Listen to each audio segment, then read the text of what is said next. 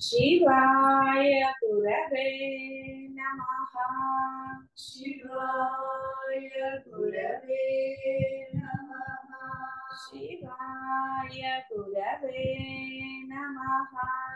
शिवाय गुरवे नमः। शिवाय गुरवे नमः। शिवाय गुरवे नमः। शिवाय गुरवे नमः। शिवाय गुरवे नमः। शिवाय गुरवे नमः। शिवाय गुरवे नमः। शिवाय गुरवे नमः। शिवाय गुरवे नमः। शिवाय गुरवे नमः। शिवाय गुरवे नमः। మోక్ష సాధనమున దేవతలు గాని వేదములు గాని బహు దక్షిణలతో చేయి యజ్ఞములు గాని పనికిరావు. మోక్షము కొరకు విమలము సర్వతోముఖమును అయిన ఆత్మ విజ్ఞానం ఒక్కటే శరణ్యం.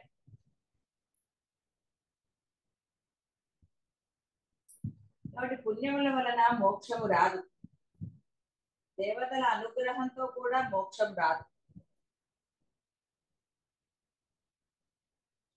ఎప్పుడైతే యజ్ఞాలు పూజలు అన్ని కూడా కోరికలు లేకుండా ఈశ్వరార్పణ బుద్ధితో చేస్తే అప్పుడు అవి చిత్తశుద్ధిని కలుగజేస్తాయి. అప్పుడు ఆత్మ జిజ్ఞాస కలుగుతుంది. ఈశ్వరానుగ్రహం కలిగి ఆత్మ జిజ్ఞాస కలుగుతుంది.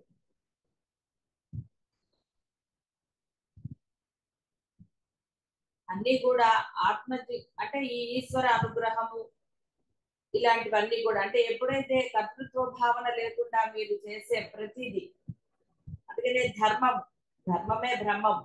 మీ ధర్మం మీరు చేస్తే, మీరు యజ్ఞాలు చేసినా చేయకపోయినా, దేవతారాధనలు చేసినా చేయకపోయినా మీకు ఆత్మజ్ఞాన ప్రాప్తి అంటే మార్గం లభిస్తుంది.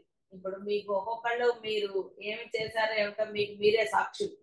కాబట్టి ఎంత ధర్మం చేశారు, ఎంత అధర్మం చేశారు, ఇవన్నీ కూడా మీకు మీరే సాక్షులు. కాబట్టి ఇక్కడ ఇప్పుడు ఇది యొక్క జీవితమే మనం తీసుకోవడానికి లేదు, ముందు కూడా ఆయన, ఎందుకంటే సంచిలో ఉన్నది కూడా ఆయన చూస్తాడు. కాబట్టి ఇక్కడ ఈ ధర్మము ఇవి అంటే మామూలు మాటల్లో పుణ్యం అంటాడు, అంతకనే ఇప్పుడు మీరు అవన్నీ బెరీజ్ వేసుకుని అనవసరంగా సమయాన్ని వృధా చేసుకోకండి. ఎందుకంటే ఆహా నేను వచ్చాను కదా అని అహంకరిస్తే చాలా కష్టం. ఈ అహంకారమే వదలాలి అంటే అసలు లేనే లేదు అన్నది అసలైన సూక్ష్మం. ఇక్కడ బోధ ఏమిటి అర్థమైందో చెప్పమన్నారు, మీరు మళ్ళీ ఏం చేస్తారో చెప్పమన్నారు. ఎందుకంటే ఇష్టాయిష్టాలు పక్కన పెట్టడం అంటే ఎలా పెడతారు? ఇష్టాయిష్టాలన్నీ మీ భావన, కాబట్టి పక్కన పెట్టాను అంటే మళ్ళీ తీసుకోవడానికే. పక్కన ఎందుకు పెడతారు? మళ్ళీ అవసరం వస్తే వాడుకోవడానికి. అసలు ఇష్టాయిష్టాలన్న భావనే త్యజిస్తే అది కదా కావాల్సింది. కాబట్టి మన మాట అప్పుడు కరెక్ట్ గా వస్తుంది. ఇప్పుడు ఇలా అయితే అవుతారు, మాటలో స్పష్టత లేనప్పుడు. స్పష్టత ఉంది కాబట్టి దృఢత్వం ఆటోమేటిక్ గా వస్తుంది. వలన ఏవి పక్కకు పెట్టడానికి లేదు. పక్కకు పెడితే మళ్ళీ తీసుకుంటామని అర్థం. ఏదైనా వస్తువు ఇంట్లో పక్కకు పెడితే అర్థం ఏంటండి? మళ్ళీ వాడుకుంటామని. మరి అలా పక్కకు పెడితే ఎలాగా? కాబట్టి అసలు ఇష్టాయిష్టాలన్న ధ్యాస లేకపోతే గొడవ లేదు కదా. కాబట్టి మాటలో ఆ స్పష్టత రావాలి. అందుకనే ఆ బోధలో నీకు ఏమర్థమైతే చెప్పమని. అప్పుడు ఎప్పుడైతే బోధ గురించి మీరు మాట్లాడతారో, మీకు ఏం అవగాహన అయితే అప్పుడు భాష కూడా సంస్కరించకూడదు. సొంతంగా నా ప్రయోజకత్వం అనుకున్నప్పుడు నానగోల మాట తడబడుతుంది, రకరకాలుగా అవుతుంది. అంటే ఇక్కడ ఇవన్నీ కూడా ఈశ్వరానుగ్రహం అయితే ఆత్మ జిజ్ఞాస కలగదు. మీకు ఎంత పుణ్యం ఉన్నా, ఇంకోటి ఉన్నా, ఏది ఉన్నా కూడా ఆ అనుగ్రహం కలగాలి. అంటే అనుగ్రహం కలుగుతుంది? అంటే మనం మంచిగా ఉన్నప్పుడైనా ధర్మంగా ఉన్నప్పుడైనా అంటే మీకు ఈ అనుగ్రహాలన్నీ కలగాలి అంటే అవన్నీ ఉండాలా అంటే అవి లేకపోయినా ఈశ్వరానుగ్రహం కలగవచ్చు కాక. ఈశ్వరానుగ్రహానికి ఈ తూకం లేదు, ఆయన ఇష్టం అది. కాబట్టి ఇక్కడ ఈశ్వరానుగ్రహం కలిగింది అని అహంకరించకుండా ఈశ్వరానుగ్రహం వల్ల మనకి ఈ యొక్క అద్వైతము ఆత్మజ్ఞానం తెలియబడుతోంది. కాబట్టి ఆయన ఇచ్చిన ఈ అనుగ్రహాన్ని నేను వృధా చేసుకోను అన్న నిశ్చయం కలగాలి. అప్పుడు ముందుకు వెళతారు. లేకపోతే మళ్ళీ వెనక్కే, ఎక్కడున్నారో అక్కడ ఉంటుంది గొంగళి అని లేదు ఇక్కడ, మళ్ళీ వెనక్కే వెళతారు. కాబట్టి చాలా అలర్ట్నెస్ అనేది, వివేక విచక్షణాలు అంటే అవే. ఏమిటి మన ఆచరణలో పెడుతున్నాం, ఏమిటి మాట్లాడుతున్నాం, పరులతో ఎలా బిహేవ్ చేస్తున్నాం, ఇవన్నీ కూడా. కాబట్టి ఇక్కడ మోక్షానికి ఇవే కానీ మనం చేసే వేరేవన్నీ ఇప్పుడు ఏదో వచ్చేస్తాయని భావించకండి. ఎందుకంటే ఈశ్వర నియతిలో బ్రహ్మ నియతి, ఈశ్వర నియతి అంటే మళ్ళీ వేరే కాదు, బ్రహ్మ నియతిలో ఆయన ఏ విధంగా ఏం చేస్తాడన్నది మనకు తెలియదు. ఎందుకంటే ఇప్పుడు మీరందరూ ఏమేం చేసి ఇక్కడికి వచ్చారు అంటే నిజంగా అంత ధర్మపరులా కాదు కదా. రకరకాల, అంతా అధర్మం లేదు, అంతా ధర్మమే లేదు, రకరకాలు మిక్స్. కాబట్టి ఇక్కడ అహంకరించడానికి లేదు. ఆ ఈశ్వరానుగ్రహం వల్ల గురువు దొరికాడు అన్న ఆ జ్ఞప్తి లేకపోతే అంతా మన స్వయంకృతం అనుకుంటారు కదా. ఇప్పుడు లేదు అని అందరూ అనకండి, లోపల ఉన్నది కదా కొంతమందికి. ఇప్పుడు మొన్న మీరు చెప్పారు కదా, ఒక ఆవిడ చెప్పినప్పుడు అంతా తన స్వయం కృషి అని చెప్పింది. ఆవిడ ఎలాగా ఉన్నది అన్నది పాపం మిగతా వాళ్ళకి తెలియదు కదా. కాబట్టి తన గొప్పతనంగా చెప్పుకున్నారు. సరే, అప్పుడు మరి వాళ్ళు ఎలా బాగుపడాలి? అంటే మనసులో కూడా ఎప్పుడు కూడా మనము లేసమాత్రమైన అహంకారాన్ని పొందకూడదు. ఎవరి వల్ల మనం పొందాము అన్నది మనం మర్చిపోతే, బాహ్యంలో కూడా అంటారు కదా, మేలు చేస్తే మలిచిన వాడిని ఏమంటారు. కాబట్టి అలాగా మనం ఎప్పుడు దాన్ని ఈశ్వర అనుగ్రహం అయినా అనాలి. గురువు అనుగ్రహాన్ని నువ్వు ఒప్పుకోకపోతే నష్టమే లేదు గురువుకి. గురువు ఈశ్వరుడు అన్న భేదం నీకుంటే గురువు ఏం చేస్తాడు? కాబట్టి గురువు కోపం వస్తే ఇంకెవరు రక్షించరు కాబట్టి అని అనడం కూడా తప్పే. గురువుకి అసలు కోపం తెప్పించడం ఎందుకు? మనం కాబట్టి నేను జాగ్రత్తగా ఉండాలి అనుకోకూడదు, అలా చేస్తాను అని అనకూడదు. నువ్వు ధరించడానికి నువ్వు చెయ్యాలి, నీకు ఆప్షన్ నువ్వు పెట్టుకుంటే గురువు ఏం చేస్తాడు దానికి? కాబట్టి ఆప్షన్లు పెట్టుకోకూడదు. మీరు ఒక భయానికి చదువుతాడా పిల్లాడు? ఎన్నాడు భయంతో చదువుతాడు? ఎన్నాడు భయంతో మీకు లొంగి ఉంటాడు? అతను చూసుకునే వాడు అరుస్తాడు. కాబట్టి ఇక్కడ భయం కాదు ఉండవలసింది, గౌరవం, భక్తి, ఆ విశ్వాసం ఉన్నప్పుడు ఆటోమేటిక్ గా మీరు మంచిగానే ఉంటారు గురువుతో. అంటే ఆ సేవలో లోపాలు జరగవు. చెప్పినట్టు జీవలక్షణం ఉన్నప్పుడే దోషాలు జరుగుతాయి. కాబట్టి గురువు కోపగిస్తే రక్షించేవారు ఎవరు లేరు అన్న భయంతో మీరు ఎప్పటికీ సేవ చేయలేరు, గుర్తుపెట్టుకోండి. ఆ భావనే తప్ప. అసలు ఎందుకు చెప్తారు అంటే బోధలో అన్ని రకాలుగా చెప్తారు. ఎందుకంటే అహంకరించే వాళ్ళు, మూర్ఖులు, ఇంకా రకరకాల వాళ్ళు ఉంటారు. కాబట్టి వాళ్ళ గురించి కూడా చెప్పాలి. కాబట్టి వాడిని సామవేద దాన దండోపాయంలాగా వాడిని కూడా బెదిరించాలి, హెచ్చరించాలి. ఒరే నువ్వు మూర్ఖత్వంగా చెయ్యకురా, ఇలా ఉంటే నిన్ను ఎవడు రక్షిస్తాడు అని చెప్పి ఆ పురాణాల్లో జరిగిన సంగతులు మీకు ఒక కథలాగా చెప్పబడతాయి. కథ అది నిజమైన కథ. అంతే తప్ప అది పట్టుకుని సేవ అంటే నువ్వు ఎప్పటికీ మీరు చేయలేదు సేవ, అది సేవే కాదు. కాబట్టి ఇక్కడ ఆ భయం కాదు ఉండవలసింది. గురువు పట్ల ఆశ్చర్యకమైన విశ్వాసం ఉండాలి. ఆ నమ్మకం, గురువే సర్వస్వము అన్న ఇది ఉండాలి. అలా ఉన్నప్పుడైతే సేవ చేయగలుగుతారు తప్ప ఏవో భావనలు పెట్టుకుంటే ఎలా చేస్తారు? కాబట్టి ఇక్కడ ఇవన్నీ కూడా అంటే ఎంత అలర్ట్నెస్ ఉండాలి మనం మాట్లాడేటప్పుడు కూడా. ఆ అలర్ట్నెస్ ఉండకపోతే చేస్తాను అంటారు. ఏమిటి చేస్తారు మీరు? కాబట్టి చేస్తాను అవన్నీ కాదు, మాటల్లో కూడా మనము ఆ యొక్క భావం, సరెండర్నెస్ అయిన వాళ్ళ హనుమంతుడి మాటలు ఎక్కడైనా మీకు రామాయణంలో వేరుగా వచ్చిందా? అసలు అవకాశమే లేదు. ఎందుకంటే దాసభక్తి ఉన్నవాడికి వేరు మాట రాదు. కాబట్టి మనలో దాసభక్తి రావాలి. ఎప్పుడు వస్తుంది? గురువు అంటే విశ్వాసము. ఇప్పుడు పరమేశ్వరుడికి ఎప్పుడు సేవ చేస్తారండి? గుడికి వెళ్ళి సేవ చేస్తారంటే ఆ గుడిలో ఉన్న ఆ దైవం పట్ల మనకి ఇక ఎనలేని భక్తి అది ఉన్నప్పుడు మాత్రమే ఆ గుడిలో మీరు ఏదైనా పని చేయడానికి వెనుకాడరు. ఎలాంటిదైనా చేయగలుగుతారు. ఆ భక్తి తత్పరత అంతటి ఇది ఉంటే చేస్తారు. లేదా ఎందుకు చేస్తారు? నేను ఫలానా ఐడెంటిటీ తోటి వెళ్తారు, డబ్బులు ఇస్తారు, లేదా ఏదో అంటే వచ్చేస్తారు. సేవ చేయలేదు. అలాగా గురువు యందు అన్య శరణము లేదన్న ఉన్నవాళ్ళు సేవ చేయగలుగుతారు. ఏదైనా చేయగలుగుతారు. ఇది అది అని వర్గీకరించరు. ఈ పని నేను చేయటం ఏంటి అన్న భావన వాళ్ళలో రాదు. అంటే ఇలాంటివి చాలా ఉంటాయి. కాబట్టి ఈశ్వర అనుగ్రహం అంటానికి ఇది చెప్పాల్సి. అంటే ఇక్కడ ఈశ్వర అనుగ్రహమా గురువు అనుగ్రహమా అంటే రెండు వేరు కాదు. గురువు తెలియనప్పుడు ఈశ్వర అనుగ్రహం అనొచ్చు, తెలిసిన తర్వాత గురువు అనుగ్రహం. గురువు ఉన్నప్పుడు, గురువు లేనప్పుడు ఎప్పుడూ ఈశ్వర అనుగ్రహమే. ఉన్నది ఈశ్వరుడు లేదా గురువు. గురువు తెలిసిన వాడికి గురువే ఉన్నాడు, గురువు తెలియని వాడికి ఈశ్వరుడు ఉన్నాడు. ఆ ఈశ్వరుడు వాడు ఆరాధించే ఈశ్వరుడా, పరబ్రహ్మమా, అది వాడి ఇది. అంటే వాడు ఏమన్నా చదివాడా శాస్త్రాలు అన్నట్టు వేదములని కొంతన్నా ఉన్నదా? అప్పుడు వాడి యొక్క మనం చాలా సార్లు చెప్తున్నాం, ఆవశ్యకత ఉంటే గురువును పంపిస్తారు, ఆవశ్యకత లేకపోతే వాడికి ఆత్మజ్ఞానం స్వతహాగా సిద్ధిస్తుంది. రమణ మహర్షి వాళ్ళకి గురువు అవసరమే లేదు. కాబట్టి వాళ్ళు స్వతసిద్ధంగా వాళ్ళకి లభించింది. అందరికీ అలా ఉంటుందా అంటే లేదు కదా. ఎందుకంటే ఇప్పుడు మీరు ఆశ్రయించారు గురువుని.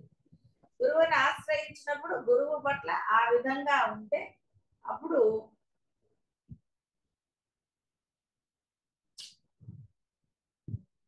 అమ్మా నేను నిరంతరం రామస్మరణ చేసుకుంటున్నానమ్మా. లేచిన దగ్గర నుంచి పడుకునే వరకు కూడా నేను నామస్మరణ చేసుకుంటూనే ఉంటున్నానమ్మా. అయినా ఆలోచనలు వస్తున్నాయమ్మా, అయినా నేను నామస్మరణ చేసుకుంటూనే ఉంటున్నానమ్మా. అంటే ఈ ఆలోచనలు ఆగిపోతాయి అనేసి ఇంకా ఆగలేదు కదా అని నాకు ఏమి పర్వాలేదు. ఆలోచనలు ఎప్పుడు ఆగిపోతాయన్న దృష్టి పెట్టకుండా నా పని నామని చెప్పటమే. ఆలోచనలు నా పని కాదు అని అప్పుడు వెళ్ళిపోతాయి. అయ్యో ఆలోచనలు వస్తున్నాయి, వీటిని ఎట్లా ఆపాలా అని సమయాన్ని చాలా మంది సాధకులు అలాగే చేస్తారు. అయ్యో ఆలోచన వస్తుంది, అయ్యో ఆలోచన వస్తే రానివ్వండి. ఇప్పుడు మన దీనికి చాలా ఉదాహరణలు. ఎప్పుడు రోడ్డు మీద పోతే బోర్డు కనపడుతూ ఉంటాయి, ఆగిపోతామా? కొందరిగా హాయ్, కొందరు కనపడ్డారనుకో హాయ్ అంటాం. బాగా దగ్గర వాళ్ళు ఇచ్చినప్పుడు ఒక నిమిషం ఆగుతాం. కానీ మామూలుగా అయితే ఒక పని మీద స్పీడ్ గా పోతున్నాం అంటే ఒక పని ముఖ్యమైన పని మీద వెళ్తున్నారు, వెళ్ళినప్పుడు ఎవరు కనపడినా ఆగుతారా? వెళ్ళిపోతారు. కాబట్టి అదే విధంగా ముఖ్యమైన పని నాది సాధన. సాధనకి దాని పని ఇప్పుడు బయట వెళ్ళినప్పుడు నడుస్తారు లేదా వెహికల్లో పోతారు. అదే ఇప్పుడు దాని యొక్క ఇక్కడ ప్రయాణ సాధనం ఏమిటి? మీకు నామస్మరణ. కాబట్టి ఆగే పని లేదు. దారిలో ఇవన్నీ వస్తూనే ఉంటాయి, ఎన్నో రకాలు వస్తాయి, బాధలు వస్తాయి, ఆలోచనలు వస్తాయి, రకరకాలు. దేని దగ్గర ఆగే పని లేదు. ఎక్కడ అంటే ఆగే పని లేదంటే మనము ఏదైతే ఎక్కామో అంటే ఆ నామస్మరణ అనే దాని మీద మనం ఆగడానికి లేదు. ప్రయాణం సాగుతూనే ఉండాలి. అప్పుడు ఇవేవి నిన్ను బాధ పెట్టవు, ఎలా వచ్చాయో అలా వెళ్ళిపోతాయి. నీకు కూడా అర్థం కాదు, ఏమిటి ఒక్కటి కూడా ఏం ఆలోచించట్లేదే నేను అనుకుంటా. చెప్తున్నా అలాగా సహజంగా జరిగిపోతుంది. ఆ తర్వాత ఆలోచన వచ్చినా దాని యందు ఇంపార్టెన్స్ లేదు కాబట్టి అది వస్తుంది, వెళ్ళిపోతుంది. కాబట్టి ప్రయాణం ఆపడానికి లేదమ్మా, అలా చేస్తూ వెళ్ళటమే. అలాగేనమ్మా, పాదాభివందనాలు. కాబట్టి జగద్గురు అయిన కృష్ణ పరమాత్మ అర్జునుని యందు అనుగ్రహం కలవాడై ఆత్మ విజ్ఞానాన్ని గురించి ఉపదేశించాడు, కానీ మోక్షాన్ని ఇవ్వలేదు.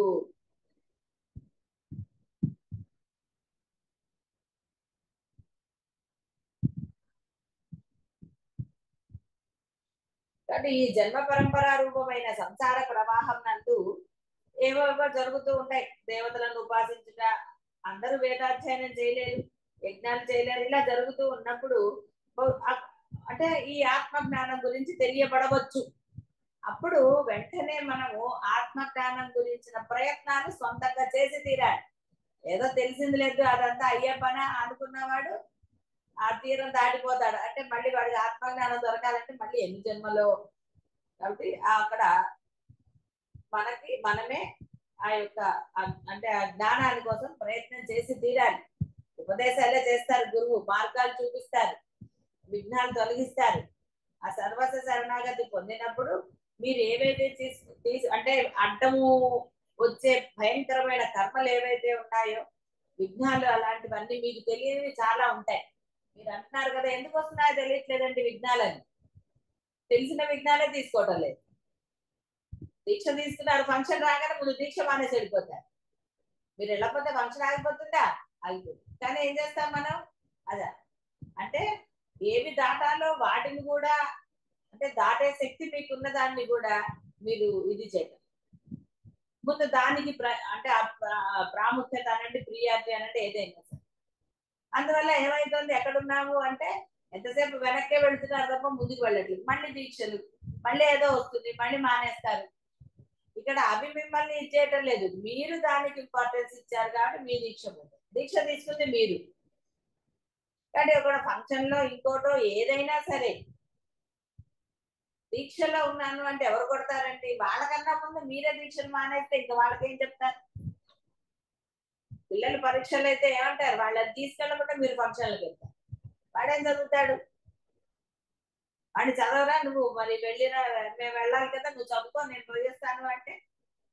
అలా కాకుండా పిల్లల పరీక్షలు కాబట్టి మేము రావండి అని చెప్పడంలో దోషం ఏం లేదు. కొంతమంది చేస్తారు ఆ పనులు కూడా.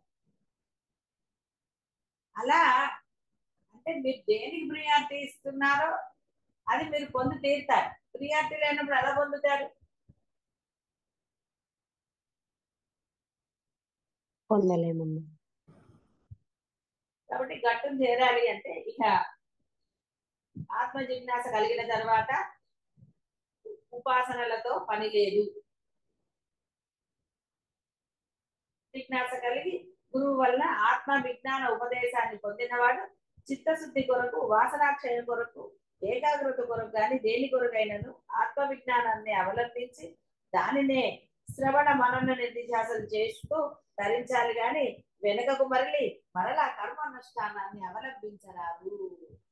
ఏం చేస్తాను, నాకు ఇవి నచ్చలేదండి, ఇదే బాగుంది, ఏదో లేండి ఒక గంట సేపు పూజ చేసుకుంటే ఎవరు చూడొచ్చారు, హాయిగా ఉందండి, అందరిని తిట్టచ్చు, అందరితో హాయిగా ఉండొచ్చు, ఫంక్షన్లు మానేయక్కర్లేదు, ఈ దీక్షలు కూడా ఏమిటండి బాబు, కోరిక కలిగినప్పుడు ఏముంది కాసేపు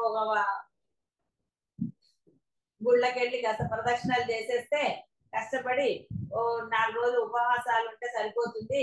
ఇది ఎక్కడ గొడవండి, ఎంతకు చేసినా మనకి ఇది అంటే నీ మనసులోనే ఇది ఉంది కాబట్టి చిల్లుకుండలో ఎన్ని నీళ్లు పోస్తే కూడా అది నిండుతుందా?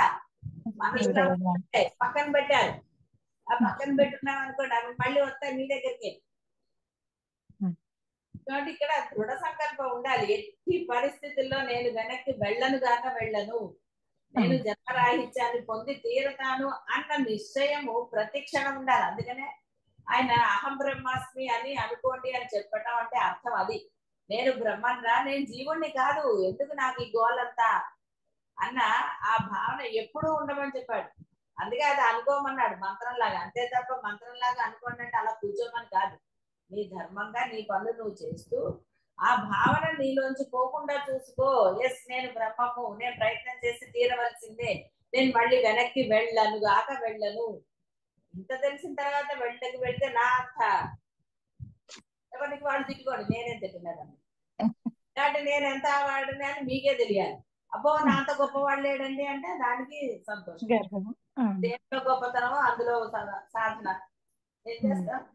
కాబట్టి దానినే చేయాలి గాని వెనకకు మరలా కర్మానుష్ఠానాన్ని అవలంబించరాదు. కర్మం చేయమన్నాడు, కర్మానుష్ఠానం చేయమన్నా. దేవతలను ఉపాసించిన అందరు నశిస్తారు. అదే నువ్వు కూడా నశిస్తావు అంటే మరలా లేకుండా వాళ్ళు మళ్ళీ పుడతారు, నువ్వు మళ్ళీ పుడతావు. ఎలాగో మళ్ళీ చరిత్ర చరణం లాగా. కాబట్టి మరలా పుట్టుక లేకుండా, ఎప్పుడు చనిపోయాక పుట్టుక లేకుండా కాదు, బతుకున్నప్పుడే అది అని పొందితే చనిపోయాక ఇక గొడవలేదు. నువ్వు చనిపోయావు అనరప్పుడు.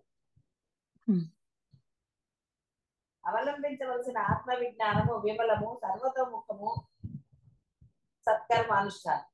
దేవత ఉపాసన లేకుండా కేవలం ఆత్మజ్ఞానం వల్లనే మోక్షము కలిగి తీరుతుంది. ఇలా సందేహాలు అక్కర్లా. తెలియని వాడు 100 చెప్పాడండి, ఇది చేయాలి అది చేయాలండి అంటారు. రెండు చేస్తే ఎప్పుడు తేలుతారు? రెండు ఎప్పుడైనా ఒకటి అవుతుందా? ప్రయత్నం చేస్తే అవుతుంది. నువ్వు అడుగు కావాలంటే దేవత ఉపాసన చేయి, బోధ విను, ఆ దేవతని ప్రార్థించి, ఏంటి స్వామి నాకు ఇది మోక్షం దొరుకుతుంది అంటావా, ఏం చేయమంటావో చెప్పు అని. అప్పుడు ఆయన నీకు మార్గం చూపిస్తాడు. అంతేగాని కోరికల కోసం భగవంతుడిని పట్టుకొని ఇటు బోధలు వినేస్తే ఏది అవ్వదు. ఏ జరగాల జరుగుతుందిరా, నీకు కావాల్సినవన్నీ ఆ పరమాత్మే ఇస్తాడు అని ఎంత చెప్పినా వినకుండా మళ్ళీ దేవతను పట్టుకొని పూజలు చేస్తానంటే మళ్ళీ మొదటికి రెండు కుదరదు. బోధ వింటాను ఇవన్నీ ఉండాలని ఎప్పుడు అనుకోరాదు. ఇప్పుడు కొంతమంది పిల్లలు ఉన్న వాళ్ళు అడిగినప్పుడు ఎందుకు చెప్తానంటే మరి పిల్లల దగ్గర సహనం రావాలి వాళ్ళకి, లేదా కోరికలు ఉన్నాయి మనసులో కాబట్టి దేవుడిని పూజ చేసుకోండి అని చెప్పారు. వాళ్ళు వింటారు బోధ, కానీ వాళ్ళకి సిద్ధి కలుగుతుందా? కలగదు. అయితే ఇందులోకి వచ్చారు కాబట్టి వారిని నిరసించకుండా ఇంకా సంసారంలో ఇప్పుడే అడుగు పెట్టి ఉన్నారు. ఏవో కొన్ని పాపం అటు ఇటుగా ఉంటాయి. సో వాళ్ళల్లో మనస్థిమితం కలిగే వరకు అది అంతే. కాబట్టి వేరేగా అంటే రోజు పొద్దుగూగులని కాదు, పొద్దున లేస్తారు కదా, అప్పుడు ఆ యొక్క నామస్మరణ, ఆ నామస్మరణ అన్న స్తోత్రం అన్న అదే కాబట్టి వాళ్ళకి చెప్పబడింది. ఎందుకంటే ఇప్పుడు మీరు స్తోత్రం చేస్తే సగం సేపు నిద్రపోతారు. ఎందుకంటే మీ కోరికలు లేవని సంగతి మీకు తెలుసు కదా. కానీ స్తోత్రం చదివితే మీకు నిద్ర వస్తుంది, మామూలుగానే నిద్ర వస్తుంది. స్తోత్రం చదివితే రాకుండా ఏమవుతుంది? పిల్లలకి కోరిక ఉందని తెలుసు కాబట్టి వాళ్ళు శ్రద్ధాభక్తులతో నిద్ర రాకుండా చదువుతుంది. తేనా అదే. మీరు చదవచ్చు స్తోత్రాలు, నష్టమేమీ లేదు. కానీ మీకు ఏమవుతుందంటే అక్కడ తమో గుణం వస్తుంది. ఇప్పుడు కోరికలు లేవు కదా, ఎందుకులే నేను చదవటం అని. ఆ తమో గుణం వల్లే నిద్రలు వస్తాయి. తమో గుణం లేదా నిద్ర ఎక్కడి నుంచి వస్తుంది? తమో గుణం అంటేనే శ్రద్ధ లేకపోతే, అబ్బాయి ఏం అక్కర్లేదులేండి నాకెందుకు అవన్నీ అని. అంటే ఏది కావాలి నీకు? జన్మరాహిత్యం అయితే కావాలి కదా. మరి జన్మరాహిత్యం కావాలి అంటే నువ్వు ప్రయత్నం చేయకపోతే ఎలా కుదురుతుంది? ప్రయత్నం చేసి తీరాలి.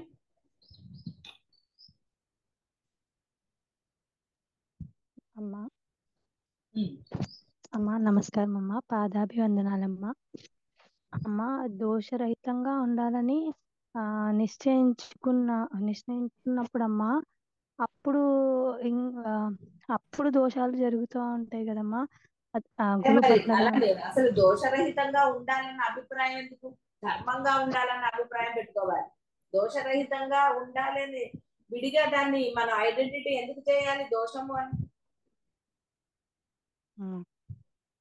కాబట్టి చేస్తారు. తప్పు చెయ్యకూడదని తెలిసి చేయలేదా ఇన్ని రోజులు? పుట్టిన తర్వాత తప్పులు చేయకుండా ఉన్నారా? తెలిసి కూడా చేశారు కదా. తెలియకపోయిన సంగతి వేరే, తెలిసి కూడా చేశారు కదా కొన్ని. మరి ఇప్పుడు మళ్ళీ ప్రత్యేకంగా నేను దోషాలు చెయ్యను అర్థం ఎందుకు అని? చెయ్యమని కాదు నా ఉద్దేశం. నేను సాధనలో ఉన్నాను, సాధన మాత్రమే చేస్తానని దుడంతో పెట్టుకో. బస్ ఎక్కకుండా నేను ఊరు వెళ్ళాలి అంటే ఎలా వెళ్తావు? వెళ్ళగలవా? టైంకి వెళ్ళాలని ఇంట్లో కూర్చుంటే బస్ ఎక్కకుండా. కాబట్టి నేను దోషాలు చేయకూడదు, అందరితో మంచిగా ఉండాలి, ఇలా ఉండాలి అలా ఉండాలి బోధలో చెప్పబడతాయి. నువ్వు ఇవన్నీ నిర్ణయించుకుని అసలు చేయకపోతే సమయం అంతా గడిపోయింది. ఉన్నది గంట సమయం అనుకుందాం. ఆ గంట సమయంలో అరగంట సేపు నువ్వు నిర్ణయించుకోవడంలోనే సరిపోయి, నేను ఎలా వచ్చినా ఇచ్చేస్తాను, ఇలా ఉంటాను అలా ఉంటాను, ఇలా అవన్నీ ఆలోచించుకుంటూ అవన్నీ నీకు నువ్వు చెప్పుకుంటూ చేసా అరగంట పోయి. ఇంక ఈ అరగంటలో ఏమిటి జరుగుతుంది? ఇవే ఉంటాయి. అయ్యో నేను ఈ విషయం చెప్పుకోలేదే అని. అసలు ఎందుకు ప్రత్యేకంగా ఇలా ఉంటాను అలా ఉంటాను అనుకోవడం ఎందుకు? అసలు బోధలో చెప్పబడుతుంది ప్రయత్నపూర్వకంగా నువ్వు ఇలా ఉండరా. ఎందుకంటే అందరి జీవితాలు ఒకలాగా ఉండవు, అన్ని రోజులు ఒకలాగా ఉండవు, పరిస్థితులు మారుతూ ఉంటాయి, ఏవో రకరకాలుగా వస్తాయి. కాబట్టి ఆ సమయంలో నువ్వు ఎటువంటి ఉద్వేగం పొందకుండా ఉండాలి. కాబట్టి గురువు బోధన అన్ని రకాలు చెప్తారు. అంతేగాని ప్రతిరోజు అవన్నీ అనుకోమనా, నిర్ణయించుకోమనా. నువ్వు ఉండి తీరాలి, సహజంగా ఉండాలి. నేను చెయ్యను అంటే చేయాల్సి వచ్చిందని పిల్లాన్ని కొట్టట్లా. మరి సహనంగా ఉండాలి అనుకోవటం ఎందుకు? నేను తల్లిని, నా సహజ రక్షణ సహనం అన్న భావన ఉంటే సహనం వస్తుంది. వెధవ అలా చేస్తున్నాడు వీడు అని అన్నప్పుడు కోపం వస్తుంది. ట్రాక్ అవునమ్మా. మారినప్పుడు మరి సరిగ్గా వెళ్తుందా రైలు? వెళ్ళదమ్మా. బస్సు కూడా ఎటు వెళ్తుంది? మీరు ప్రయాణం ఎటు చేయాలి అటు చేయాలి, కానీ రెండో మార్గంలోకి వెళ్ళి ఏమిటి ఇంకా రావట్లేదు నా డెస్టినేషన్ అని అంటే ఏం లాభం? ఏ మార్గంలో వెళ్ళాలో ఆ మార్గంలో వెళ్తే మీరు తొందరగా పొందగలుగుతారు. కాబట్టి నామస్మరణే ముఖ్యం, నాకు నేను చేస్తూ ఉంటాను. ఆ నామమే నేను దోషం చేయకుండా చూస్తుంది, నా యొక్క సాధన ముందుగా వెళ్ళేటట్టు చూస్తుంది తప్ప వేరే. ఎందుకంటే ఆ నామానికి అంత పవర్ ఉంది. ఎందుకు? ఆ నామం గురువు చెప్పాడు కాబట్టి నాకు ఇంకా బాధ లేదు. నీ పాజిటివ్ వైపు వెళ్ళాలి. అప్పుడు పాజిటివ్ నీకు ధైర్యాన్ని ఇస్తుంది. అలాగే అమ్మా. అప్పుడు ఏదైనా చేయగలుగుతాం. అందుకని ముందరే నెగటివ్ వైపు ఆలోచించి నెగటివ్ల గురించే నిర్ణయాలు తీసుకుంటారు. నెగటివ్ నిర్ణయాలు ఎప్పుడు జరుగుతాయండి? ఏం అవ్వదు. ఇప్పుడు మీ అనుభవాలు ఉన్నాయి కదా మీకు. అవునమ్మా. అమ్మ అంటే గురువు పట్ల కూడా దోషం చేయకూడదు అని కూడా నిశ్చయించుకోకూడదు అమ్మా. ఎందుకు నిశ్చయించుకోవడం? నీ గురువు పట్ల ప్రేమ ఉన్నప్పుడు, అభిమానము అన్ని ఉన్నప్పుడు దోషం ఎందుకు జరుగుతుంది? ప్రేమగా ఉన్నప్పుడు నువ్వు మీ ఆయన పట్ల పిల్లడి పట్ల వేరే చేస్తావా? ప్రేమ ఉన్నప్పుడు. ప్రేమ లేనప్పుడే కదా వాడి మీద కోపం వస్తుంది. కోపం వస్తుంది శివాజీ మీద, అవునా కదా? ప్రేమ ఉన్నప్పుడు వచ్చాయా ఏమన్నా దోషాలు వచ్చాయా? రాలేదమ్మా. ప్రేమ అంటే ఆ ఇష్టము అనేది. కాబట్టి గురువు పట్ల దోషం ఎందుకు జరుగుతుంది అంటే ఆ సమయంలో మనకి ఇష్టం లేదు అన్నది మనం ఒప్పుకోరు అనుకోండి మీరు, కానీ ఆ సమయంలో మన మనస్సు వేరే వైపు ఉంది. అంటే జీవుడిగా ఉంది, శిష్యుడిగా లేదు అక్కడ. శిష్యుడికి ఎప్పుడు గురువు అంటే అభిమానము, రెస్పెక్ట్ అన్ని ఉంటాయి. ఏది అవసరమైన భయమో ఆ భయమే ఉంటుంది తప్ప దొంగ భయాలు లేవు. అర్థమైందమ్మా బాగా. కొంతమంది అసలు ఏదైనా చెప్పబోతుంటే అర్థమైందంట. అసలు వాళ్ళ అదేంటో నాకు అర్థం కాదు. ఎన్నిసార్లు చెప్పబోతుంటే చాలు అర్థమైపోయిందమ్మా, అర్థమైపోయిందంట. ఏమిటి అర్థమైంది? కాబట్టి అర్థమైతే మరి దోషం ఎందుకు జరుగుతుంది? వేరే విధంగా ఎందుకు ప్రవర్తన చేస్తారు? ఇక అది వాళ్ళ సంస్కారం అని వదిలేస్తారు. వాళ్ళకి చెప్పడమే మానేస్తాను. ఎందుకంటే ఏ చెప్పబోయినా సరే అలాగే అంటే ఇంకేం చెప్తాడు గురువు? వాళ్ళకి అది అలవాట, వాళ్ళ సంస్కారమా, వాళ్ళ గొప్పతనమా ఏమిటో తెలియదు. మరి గొప్పతనమే అనుకుంటాను నేను ఇంకా, ఎందుకంటే అన్ని అర్థమైపోతున్నాయి చెప్పకుండానే. ఆచరణలో ఏది ఉండదు అనుకోండి, అది వేరే విషయం. ఇలాగా అందువలన నువ్వు అది ఇక్కడ వివేక విచారణ అంటే ఎందుకు దోషం జరిగింది అంటే అక్కడ ఆ సేవ యందను, ఆ సమయం అందను ఏదన్నా సరే దాన్ని వర్గీకరించి ఎలా చెప్తావు? కాబట్టి అక్కడ ఏమైపోయింది? ఆ దోషం. తమో గుణం వచ్చినా ఇంకో గుణం వచ్చినా పక్క వాళ్ళని చూసానా వాళ్ళు చేయనప్పుడు నేను ఎందుకు అనుకుని ఏదైనా సరే ఏంటని చెప్తాము? ఒక్కొక్కసారి ఒక్కొక్క భావన. కానీ శిష్యుడికి అప్పుడు భావనలు ఉంటాయా? అందుకే దీపకుడు శిష్యుడిగా ఉన్నాడు కాబట్టి దోషం జరగలేదు. గురువు తిట్టినా ఎన్ని చేసినా స్నానంగా భరించాడని చెప్పలేదు. ఎందుకు? శిష్యుడిగా ఉన్నాడు. వేరే వాళ్ళందరూ జీవలక్షణాలతో ఉన్నారు కాబట్టి అమ్మ బాబాయ్ మేము చేయలేమని వెళ్ళిపోయారు. అని ఇంకొక ఈ మధ్య ఎప్పుడో చదివినట్టుగా గురువు గారికి ఏదో వస్తుంది కాబట్టి నేను ఇంటికి రానన్నాడు. ఎందుకు? శిష్యుడు కాబట్టి. అదే వేరే వాళ్ళు వెళ్ళిపోయారు. వాళ్ళకి ప్రేమ గౌరవం లేదంటే ఉన్నది. ఎంతవరకు ఉన్నది? అవసరమైనంత మేర. ఇప్పుడు మనకి భగవంతుడి మీద ప్రేమ ఎప్పుడు వస్తుంది? భక్తి ఎప్పుడు వస్తుంది? మనకి ఏదో కావాల్సి వచ్చినప్పుడు, కష్టం వచ్చినప్పుడు భగవంతుడి మీద ఆయన తీర్చాడా? ఆహా భగవంతుడు గొప్ప. తీర్చలేదనుకోండి, నువ్వేం దేవుడు అయ్యా, ఇంత మొక్కాను కదా, నీకు ఇస్తానన్నాను కదా, చూసావా నాకేమి లేదు. ఇది అంటే ఇష్ట అయిష్టాలు. అదే సరెండర్. సరే స్వామి నువ్వు ఎందుకు తీర్చలేదు ఈ కోరిక? ఇది నాకు మంచిది కాదేమో, అందుకే నేను దండం పెట్టుకున్నా, నువ్వు తీర్చలేదు, ఏం పర్వాలేదయ్యా, నిన్ను వదిలే ప్రశ్నే లేదన్నా అనుకో.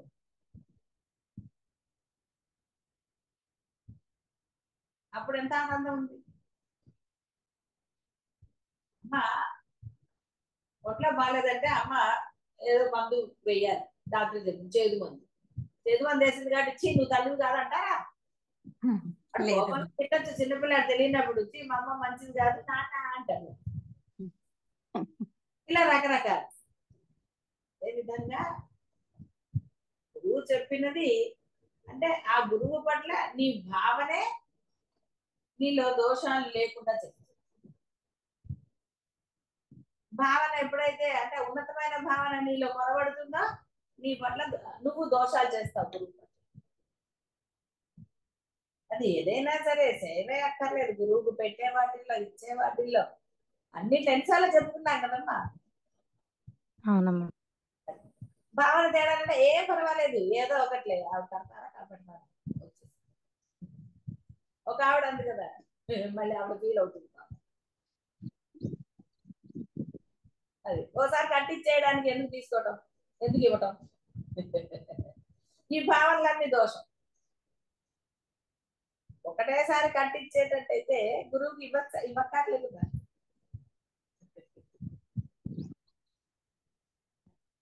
వల్ల ఎప్పుడు దోషం జరుగుతుంది అంటే మనలో వేరే భావనలు గ్రాంటెడ్ గా తీసుకున్న భావన రకరకాలండి. ఏం చెప్తా ఇంతమంది భావనలు చెప్పాలంటే ఇప్పటికే చుట్టూ అంతా తెల్లగా అయిపోయింది. ఇంకేం చెప్తా, ఇంకా తెల్లగా అయితే కష్టం. ఇలా రకరకాల. అర్థమైందా అమ్మా? అర్థమైందమ్మా. అర్థమైందమ్మా. పాదాభి వందనాలమ్మా. అంటే అలా భావనలు లేకుండా అలా ఉండగలిగితే, అందుకే జనక మహారాజు అని అష్టావక్రుల వారు వచ్చినప్పుడు ఆయన అంత చేశాడు అని ఎన్నిసార్లు చెప్పుకున్నాం సాదర్శంగా. గురువు ఎన్నిసార్లు చెప్పాడు, అందులో గ్రహించవలసింది ఏంటి, మీ ఆస్తులు ఇవ్వని కాదు. ఆస్తులు అడిగి ఇచ్చేస్తామండి అంటారేమో, జనక మహారాజు ఇచ్చాడు, ఆస్తులు అడగరండి బాబు, ఆయన కూర్చున్నాడా అంటే అర్థము అంతటిదే. ఆ మహారాజు ఇవ్వగలగాలేండి, నీ మనస్సును ఇవ్వడానికి నువ్వు ఎందుకంట సంకోచిస్తున్నావు? ఆ సరెండర్నెస్ ఎందుకు రాలేదు నీకు? రాజుకొచ్చిన సరెండర్నెస్ నీకు రాలేదు కాబట్టి ఈ తిప్పలు. సరెండర్నెస్ వస్తే తిప్పలు ఎందుకు ఉంటాయండి? కాబట్టి సరెండర్నెస్ అంటే ఓవర్ యాక్షన్ కాదండి. మళ్ళీ తాడు ఎక్కడ పెట్టాలి, చెప్తా ఎక్కడ పెట్టాలని అడుగుతారు. ఇదో గురువే చేసుకుంటారు. తాళ్ళు చెంచాల గురించి ఆ గురువు ఇక్కడ ఉన్నది. చేస్తుంది దేని గురించి? తాడు గురువు కోసం కాదు కదా, అది గురువుదా? గురువుకు తాడు పుచ్చుకు తిరుగుతాడా? మరి గురువుకి ఎందుకు? మీరే ఎక్కడ పెట్టుకుంటారో జాగ్రత్తగా పెట్టుకోండి, ఇచ్చేయండి. గురువుకు సంబంధించినవి ఏమున్నాయో అవి పడుకు గురువుని అడగటం మర్యాద అనండి ఏదన్నా. అంతేగా అమ్మా? అర్థమైందమ్మా. పాదాభి వందనాలమ్మా. నీకు ఇప్పుడు దోషాల కోసం దీక్ష పెట్టుకుంటావా? పెట్టుకోనమ్మా. గురువు ఏం చెప్పాడు? గురువు చెప్పాడు ఆ దోషరహితులుగా ఉండడానికి నిశ్చయం తీసుకోండి అన్నారా? అందుకనే దైనందిన జీవితంలో ప్రయత్నపూర్వకంగా ఇలా ఉండండి. అందుకని నేను బ్రహ్మం అనేది గుర్తుపెట్టుకుంటే బ్రహ్మ లక్షణాలనే నేను అప్లై చేస్తాను అన్న భావన మీలో ఉంటుందని చెప్పడం తప్ప అహం బ్రహ్మాస్మి అనో అర్థమైపోయింది చెప్పకుండానే అర్థమైపోయింది అన్నారు అనుకోండి, వాళ్ళ గురువు ఎందుకు? అది వాళ్ళకి ఏది చెప్పకపోయినా అర్థమైంది. ఏమిటో గురువుకి అర్థం కావట్లా, చెప్పకుండా ఎట్లా అర్థం అవుతుందా? గురువుకి అర్థం కావాలి. సరే శ్రమ తగ్గించారనుకోండి, గురువులు చెప్పకుండా చాలా సంతోషం.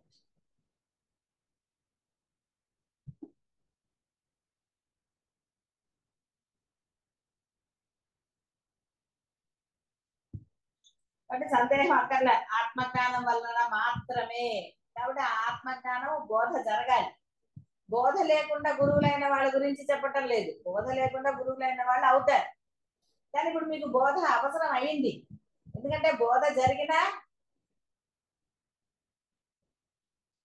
కొన్ని పక్కన పెట్టుకున్నారు అంటే మాట బాగుందని వాడుతున్నారు, మిమ్మల్ని అంటాను నా ఉద్దేశం. మరి ఇప్పుడు అది ఉపయోగపడింది కదా నాకు చెప్పడానికి. మీకు అర్థం కావాలంటే ఒక పదం నాకు కావాలి. ఇప్పుడు ఇది బాగా అర్థమవుతుంది కదా. శిష్యుల మాటలు శిష్యులకే బాగా అర్థమవుతాయి కదా. ఒక శిష్యురాలు ఇంకో శిష్యురాలు అయ్యో పాపం చేస్తోందండి, లేదు గురుగారు వస్తోందండి, ఎంత సానుభూతి అంటే గురువు పట్ల ఉందా సానుభూతి పాపం? కానీ చూడండి, సహ శిష్యుల పట్ల సహ వాళ్ళ పట్ల కదా, అంటే వాళ్ళ ఎంత ఇష్టమో ఏదో ఉంటే అదే, లేకపోతే అదే లేదు గురువు గారు మీరు అలా అనుకుంటున్నారు కానీ వాళ్ళు అలా కాదండి, రెండు మీరే. ఒకళ్ళని సమర్థిస్తారు, ఒకళ్ళని ఇంకోటి రకంగా అంటారు. అయ్యో గురువు గారు మీరు అసలు ఇలాగా పిచ్చి వాళ్ళండి మీరు అని కూడా అనిస్తారు. మీకు ఏం తెలియదు గురువు గారు, వాళ్ళు అలా కాదు గురువు గారు, నాకు తెలుసు కదా. ఇలా రకరకాలు ఇవన్నీ చేస్తారు కదా. అదే వాళ్ళ ఎందుకు కొంత వచ్చింది అనుకోండి, అయ్యో పాపం అనుకుంటారు. వాళ్ళు అయ్యో పాపం అన్న వాళ్ళని సమర్థిస్తారు. ఏంటో పాపం.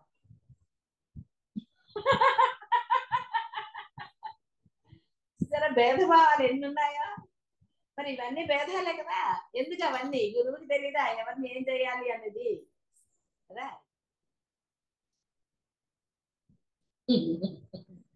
ముక్తి అనగా విశ్వరూప దర్శనం వంటి మహిమలు, అంటే రకరకాల మహిమలు.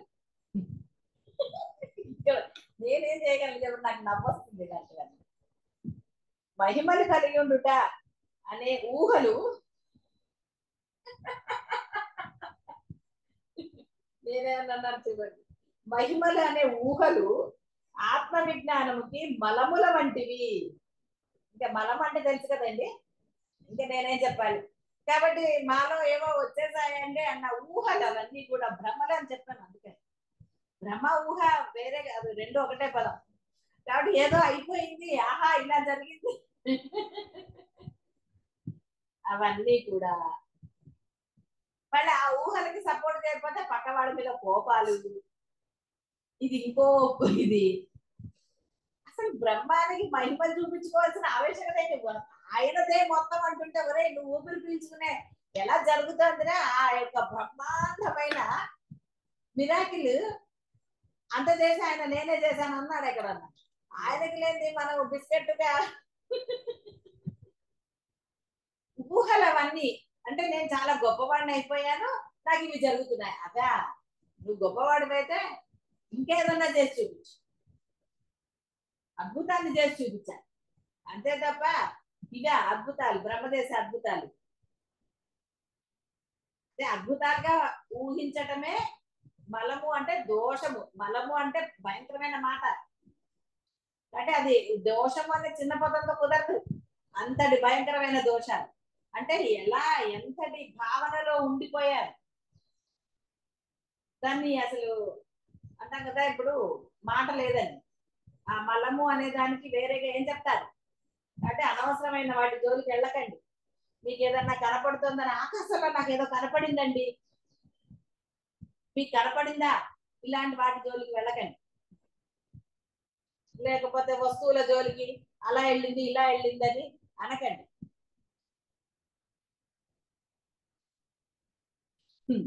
ఒకసారి ఏమైందంటే మా దేవుడి గదిలో ఎవరో ఎవరో పెట్టుంటారు అక్కడ చీర, ఎవరు పెట్టారో నాకు కూడా తెలియదు. మా ఇంటికి వచ్చిన వాళ్ళ అంటే సత్సంగం వాళ్ళు కాదు, అప్పుడు ఎవరో వచ్చారు ఇంట్లో, మరి దేనికే మరి అయిపోయింది. అందరు వెళ్ళిపోయారు. తర్వాత చూస్తే దేవుడి గదిలో చీరింది.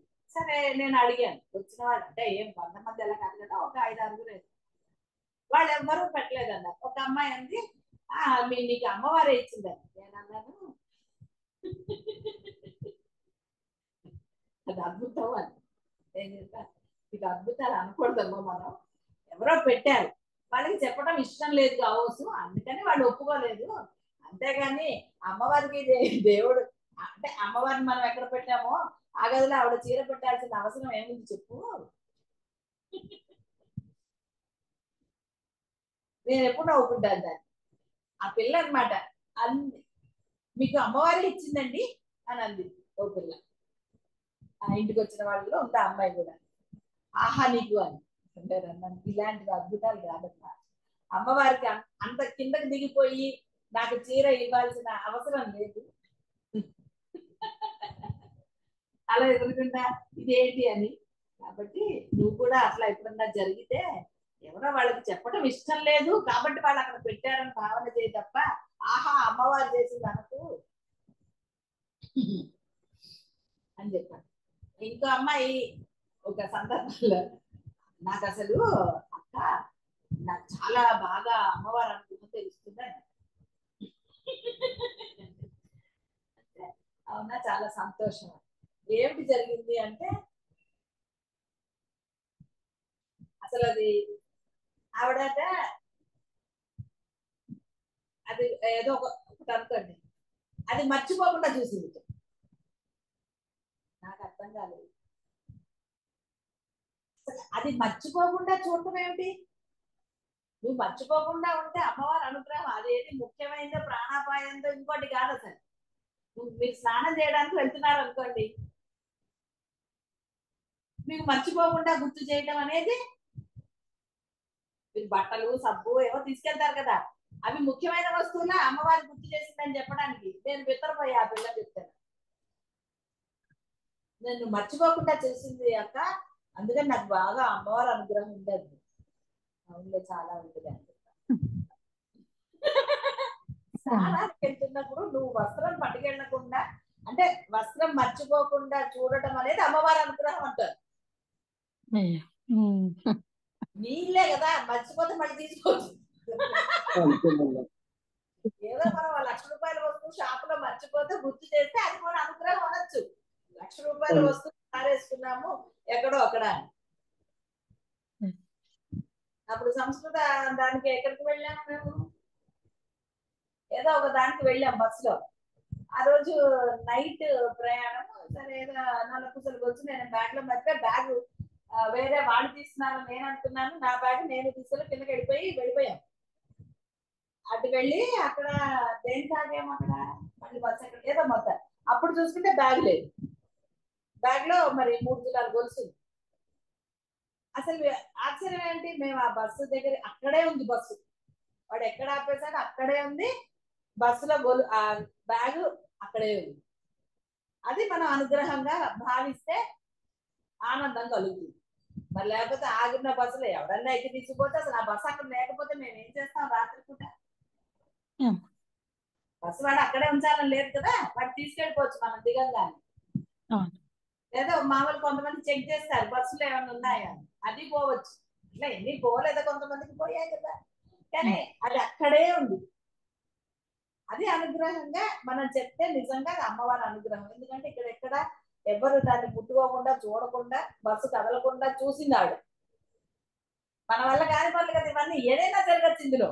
ఆ వస్తువు మంది కాదు అనుకున్నప్పుడు, అంటే పోవాలని రాసింది, అప్పుడు అది దొరికింది కాబట్టి మనకి మన వస్తువు అని ఆవిడ భావించింది కాబట్టి, ఇక్కడ ఇంతసేపు మన వస్తువు అంటే ఏదో మనం భావిస్తే కాదు, ఆవిడ అది నీదేరా అని అన్నందుకు ఉంది. ఆ పర్సు అందులోనే ఉంది, గొలుసు అక్కడే ఉంది, అన్ని ఉన్నాయి అందులో. దిగి వచ్చాక మళ్ళీ చూసుకుంటే లేదు, అప్పుడు పరిగెత్తాం. ఎక్కడో ఆపుతాడు కదా బస్సులు. అది మనం పరమానుగ్రహం అనుకోవాలి. 3 తులాలంటే మాట్లా ఏ రోజుల్లో అయినా సరే మళ్ళీ డబ్బులు. మనని రక్షించటము అనే కార్యక్రమం, అంటే మానవులు చేయలేని పని చేయబడినప్పుడు అది పరమాత్మ అనుగ్రహంగా భావిస్తే ఆవిడ సంతోషిస్తుంది. అంతేగాని చిన్న చిన్న వాటికి వస్త్రాలు మర్చిపోవడం, బిస్కెట్లో ఇంకో వస్త్రం గ్లాస్ అక్కడికి ఎందుకు వెళ్ళింది,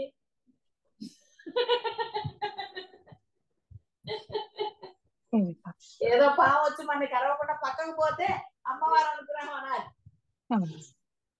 అది మనని పట్టించుకోకుండా పోతే, నాలో శక్తి ఉంది కాబట్టి పాము పక్క నుంచి పోయింది అని భావన చేస్తే ఏం చేస్తారండి, భావన వచ్చింది కదా వెనక్కి వచ్చి కాటేసుకోండి. అందుకని అట్లాంటివి చేసుకోకండి, ఎక్స్పెరిమెంట్. కాబట్టి మహిమలు అనే ఊహలు భ్రమలు ఏమాత్రం కలగనివ్వకండి మీలో. అలాంటివన్నీ మిమ్మల్ని అధోగతికి తీసుకెళ్తాయి, సాధన చెయ్యనివ్వదు. ఎందుకంటే అహంకారం ఎప్పుడు కూడా సాధన చెయ్యనివ్వదు. అహంకారం ఆహా నేనే గొప్ప అంటూ ఉంటుంది. ఆ గొప్ప అనుకున్నవాడు చేయలేడు, నేను బ్రహ్మము అనుకున్నవాడు చేయలేడు. నేను బ్రహ్మము అని అనుకోమన్నది దేనికి, మీరు ఆ యొక్క స్మరణలో పెట్టుకుని మీ యొక్క దైనందిన జీవితంలో ఆ ఆచరణలో మీరు ఆ విధంగా ఉంటారని ఆయన అనుకోమన్నాడు తప్ప ఆ సూక్ష్మం గ్రహించాలి. అందుకనే శాస్త్రాలు వేదాలు ఈ అద్వైత గ్రంథాలు సొంతంగా చదివేసుకుంటే అర్థం కాదు అన్న సంగతి బోధపడింది కదా. అందుకని ఏదో కథల పుస్తకము వెండి సీరియల్స్ చదివినట్టు చూసినట్టు కాదు, ఇవి చాలా అర్థం చేసుకోవాలంటే శ్రద్ధా భక్తులతో మనస వాచ కర్మణ అన్నట్టుగా చదవాలి. వాటిని చదివితే అందులోని సూక్ష్మం ఏమిటి అర్థం కాకపోతే ఇక్కడ ఏదో ఉంది అన్నది కూడా అర్థం అవుతుంది. ఇక్కడ ఏదో సరిగ్గా నాకు అర్థం కావడం లేదు అన్న స్ఫురణ మీకు వస్తుంది. లేకపోతే చదువుకుని అబ్బా ఆహా వండర్ఫుల్ అనుకుంటారు. ఏమిటి వండర్ఫుల్ అక్కడ? ఏమి లేకపోవటమే వండర్ఫుల్. శుభం భూయాత్. గురవే నమః. శివాయ గురవే నమః.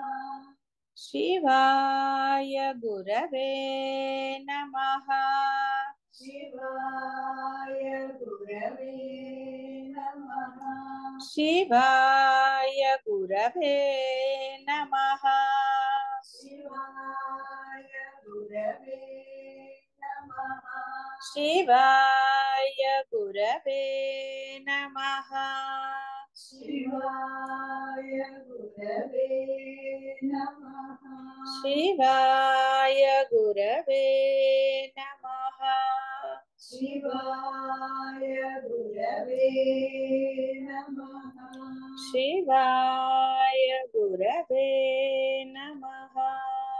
శివాయ గురవే నమః. నదులు ఏ వైపు నుండి వచ్చినా కూడా సముద్రంలో లీనమైపోతాయి. అంతేగాని అక్కడికి వెళ్ళాక సముద్రంలో కలిసాక వాటి ఐడెంటిటీ ఉండదు, లీనమైపోతాయి. అదే విధంగా సకల విజ్ఞానాలు సాధనాలు అన్ని తుదకు ఆత్మ విజ్ఞానం అంతే లీనమగును. కావున ఆత్మ అనేది సర్వతోముఖం, బ్రహ్మం అనేది సర్వతోముఖం. అంటే ఎలాగైనా అందులోకి రావచ్చు. అయితే ఇక్కడ బాగా గుర్తుపెట్టుకోవాల్సింది ఏంటి అంటే, దేని వల్ల అంటే ఏ మార్గం కూడా మనం త్వరగా చేరుకుంటాం, త్వరగా లీనం అవుతాం. ఆ జీవ బ్రహ్మైక్యాన్ని ఏ మార్గం గుండా అయితే తొందరగా చేరుకుంటాం. కాబట్టి అన్ని మార్గాలు వెళుతాయి, కానీ అన్ని మార్గాలు అంత తొందరగా వెళ్ళవు కదా. ముక్కుని ఇలా ఎదురుగుండా చూపిస్తే దగ్గర, తలకాయ నుంచి తిప్పి చూపిస్తారు. చిన్నప్పుడు ఎక్కిరిచ్చేవాళ్ళు కదా పిల్లల్ని. అంటే చుట్టూ తిరిగి వెళ్ళటం, చుట్టూ తిరిగి వెళ్ళటం అనేది అది. కాబట్టి జన్మ జన్మల తర్వాత చేరుకోవటం అనేది అది విఘ్నత కాదు. కాబట్టి అత్యంత సులువైన మార్గం ఏదైతే బోధింపబడుతుందో దానిని మనం ఆచరించి ఈ మనుష్య జన్మలోనే పొందాలి. ఎందుకంటే అది అంత కష్టమైనది ఏం కాదు. ఈ జన్మలో పొందలేను అనడానికి ఎక్కడా మీకు ఆస్కారం లేదు. పొంది తీరుతారన్న అవకాశాలే ఎక్కువ ఉన్నాయి. మీకు పొందడానికి అవకాశాలు ఎన్నో ఉన్నాయి. సమయము ఉన్నది, అవకాశాలు ఉన్నాయి, సర్వము ఉన్నాయి ఈ జన్మలో. ఏదైనా సరే ఒకటి లేదు అనడానికి లేనే లేదు. లేదు అన్నారంటే అది నీ మనస్సు అంటుంది తప్ప నిజంగా అక్కడ ఏ పరిస్థితి లేదు. ఇప్పుడు ఈ సత్సంగంలో ఉన్న వాళ్ళందరికీ కూడా మీరు చేసిన ఆ కాస్త నామస్మరణ అంటే కొంచెం ఇష్టం ఏదైతే బ్రహ్మం మీద చూపించారో, జీవ బ్రహ్మైక్యానికి ఎన్ని పరిస్థితులు మీకు సానుకూలం చేశారు. ఎక్కడా కూడా చెయ్యలేదు అనడానికి లేదు. మీకు ఎన్నో విధాలుగా చేశారు. ఇంకా మనమే బాహ్యాన్ని పట్టుకుని ఉన్నారు అంటే మీరే, అంతే తప్ప అక్కడ సర్వ ఆనుకూల్యాలు అనండి, ఇంకోటి అనండి ఇచ్చాడు. మనమే ఇంకా పిల్లి మీద ఎలక మీద పెడుతున్నాం. ఏవో ఇవి ఉన్నాయి అవి ఉన్నాయని, ఎక్కడ ఏవీ లేవు. ఇది ఎప్పుడైతే నిజంగా మనసుకి దృఢంగా కలుగుతుందో, కాబట్టి ఇక్కడ అందరూ కూడా ఇక్కడ సత్సంగంలో ఉన్న వాళ్ళు ముఖ్యంగా గుర్తుపెట్టుకోవాల్సింది, నాకు అసలు ఎప్పుడు అబ్జెక్షన్ లేదమ్మా, మా ఆయనకి లేదా మా ఆవిడికి లేదా మా పిల్లలకి ఇవన్నీ దొంగ సమర్థింపులండి. బాగా గుర్తుపెట్టుకోండి. మీ మనసులో మీ నిశ్చయాన్ని ఎవరైనా కాదనగలరా? కాబట్టి నువ్వెందుకు నిశ్చితాభిప్రాయం లేదు, నీకెందుకు లేదు దృఢాభిప్రాయం? ఎస్, నాకున్నది, సాధన చేసి తీరుతానని నాకున్నది, నేను చేసి తీరుతాను. దీనికి ఎవరంటే అడ్డం? ఎవ్వరు లేరు. ఈ దృఢ సంకల్పానికి నీకు అసలు విఘ్నాలు కలగనే కలగవు. కానీ మనం ఏం చేస్తున్నాం, వీళ్ళకి ఇష్టం లేదు, వాళ్ళకి ఇష్టం లేదు, లేదా ఇంకోటేదో చెప్పుకుని ఎగ్గుడుతుంది. కాబట్టి దేనికి కూడా ఎప్పుడూ కూడా ఏది అడ్డం కాదు. ఇప్పుడు అంతకుముందు ప్రేమ అనుకుంటే మొన్న నాగరాణి, ఎంతమందికి పద్మ శ్రీశైలం గురించి అయినా ముందు రావాలని మనసులో సంకల్పం మీకు దృఢంగా ఉన్నప్పుడు జరిగిందా జరగలేదా? జరిగింది. కాబట్టి అంతే. ఇప్పుడు ఇక్కడ అరుణాచలం వచ్చి ఉండేందుకు మాకు అసలు అవకాశం ఎక్కడమ్మా, ఇంకా పిల్లలు పెళ్లిళ్ళు ఇంకోటి ఇంకోటి ఇంకోటి అన్నారు అనుకోండి, అన్ని సమర్థింపులే కదా. అవును. మీరు మనసులో సంకల్పం చేసుకోండి, మేము వచ్చి అక్కడ ఉండాలి, గురువు గారు ఎలా అనుగ్రహిస్తారో మాకు తెలియదు అని మీ మనసులో మీరు సంకల్పం చేసుకోండి. ఆయన దారి చూపించడా? చూపిస్తారు. ఎప్పుడైతే సంకల్పము మీ మనసుల్లో దృఢంగా ఉంది, ఎవరిని మనం ఏం అనక్కర్లేదు, తిట్టక్కర్లేదు, ఎవరితో ఫైటింగ్ కూడా చేయక్కర్లేదు. దేని గురించి అయినా సరే గురువు ఎప్పుడైనా మీకు చెప్పారా ఫైటింగ్ చేయండి అని? ఎప్పుడు చెప్పలేదు. లేదమ్మా. ఇంట్లో మీరు ముందు ధర్మంగా ఉండండి, దెబ్బలాటం అనేది ధర్మం కాదు. కానీ మీ మనసులో సంకల్పం చేసుకోవడానికి అడ్డం ఏమిటి? నాకు తెలీదు, నేను రెడీగా ఉన్నాను అరుణాచలంలో ఉండడానికి అని మీరు సంకల్పం చేశారనుకోండి దృఢంగా, సానుకూల్యం చేయడా ఇన్ని చేసిన ఆయన? అంటే మనసులో చాలా మంది మనసులో ఉంటుంది, అయ్యో వెళ్ళాలని ఉంది కానీ ఏం చేస్తామండి మాకు లేదని ఎవరికి వాళ్ళు. కానీ ఆ దొంగ సమర్థింపుల్లోకి వెళ్ళకూడదు. రమ రాలేదా? ఇప్పుడు పార్వతి వాళ్ళు కట్టట్లేదు, టక్కున కట్టి పారేస్తున్నారు వాళ్ళు. అసలు అనుకోలేదు, అయిపోయిందా అంతే. మీ మనసులో ఎప్పుడైతే దృఢంగా ఉంటుందో ఏ ఆలోచనలు లేవు, నాకు తెలీదు అంతే. ఎప్పుడు గురువు గారు అంటారో అప్పుడు ఆ రోజు నేను రెడీగా ఉంటాను అని మీరు అనుకోండి. మీ మనసులో సంకల్పాన్ని అమలు చేసేది వహామ్యాహం అన్న ఆయన చూసుకుంటాడు కదా. ముందే మన మనసులో సంకల్పానికి బీటలు వారితే ఆయనకు చెప్తే ఒప్పుకుంటారా? ఇప్పుడు అన్ని డబ్బులు ఇస్తారా, మనకి ఇస్తారా, ఇంకా పిల్లల పెళ్లిళ్ళు అవ్వలేదు, మనవాళ్ళు మనవరాళ్ళు ఎన్ని ఉన్నాయి నాకు అనుకున్నారు అనుకో. సంకల్పం ఏది అక్కడ ఉందా? సంకల్పం ముందే వికల్పం జరిగింది. ఏదన్నా ఉండని. ఏమంటే వైష్ణవి పెళ్లి చేయలేదా మేము? అంతకుముందు కూడా ఇక్కడికి వచ్చి ఉన్నాను కదా నేను 6 నెలలు అలా లేను. ఏదైనా అడ్డం జరిగిందా? బ్రహ్మాండంగానే జరిగింది కదా మీ అందరి వల్ల. ఎంత బ్రహ్మాండంగా జరిగింది. ఓం శాంతి, ఓం శాంతి. అది అందుకని అంటే ఏది దేనికి అడ్డం కాదు. ఆ సమయానికి ఆయన అన్ని సానుకూలం చేస్తాడు కదా. ఎందుకు మనం ముందే వికల్పం, నిన్న కూడా ఎప్పుడు వచ్చింది కదా వికల్పాలు, ఎందుకు మనలో వికల్పాలు అసలు? అనుకుందాం, మనసులో దృఢ సంకల్పం చేసుకోండి, తప్పకుండా. అప్పుడు ఏం బాధ? ఆయన చూసుకుంటాడు. అప్పుడు మీ మనసుల్లో సంకల్పము అది అరుణాచలంలో ఉండాలన్నానండి, ఆత్మజ్ఞానం పొందడానికనండి, ఏదైనా సరే, దేనికి సంబంధించింది అయినా సరే, ధర్మంగా మీరు శుభ్రంగా మనసులో సంకల్పం చేయండి గట్టిగా. తప్పకుండా. అప్పుడు ఆయన ఎలా ఏం చేస్తాడో మనకి ఏం తెలుసు?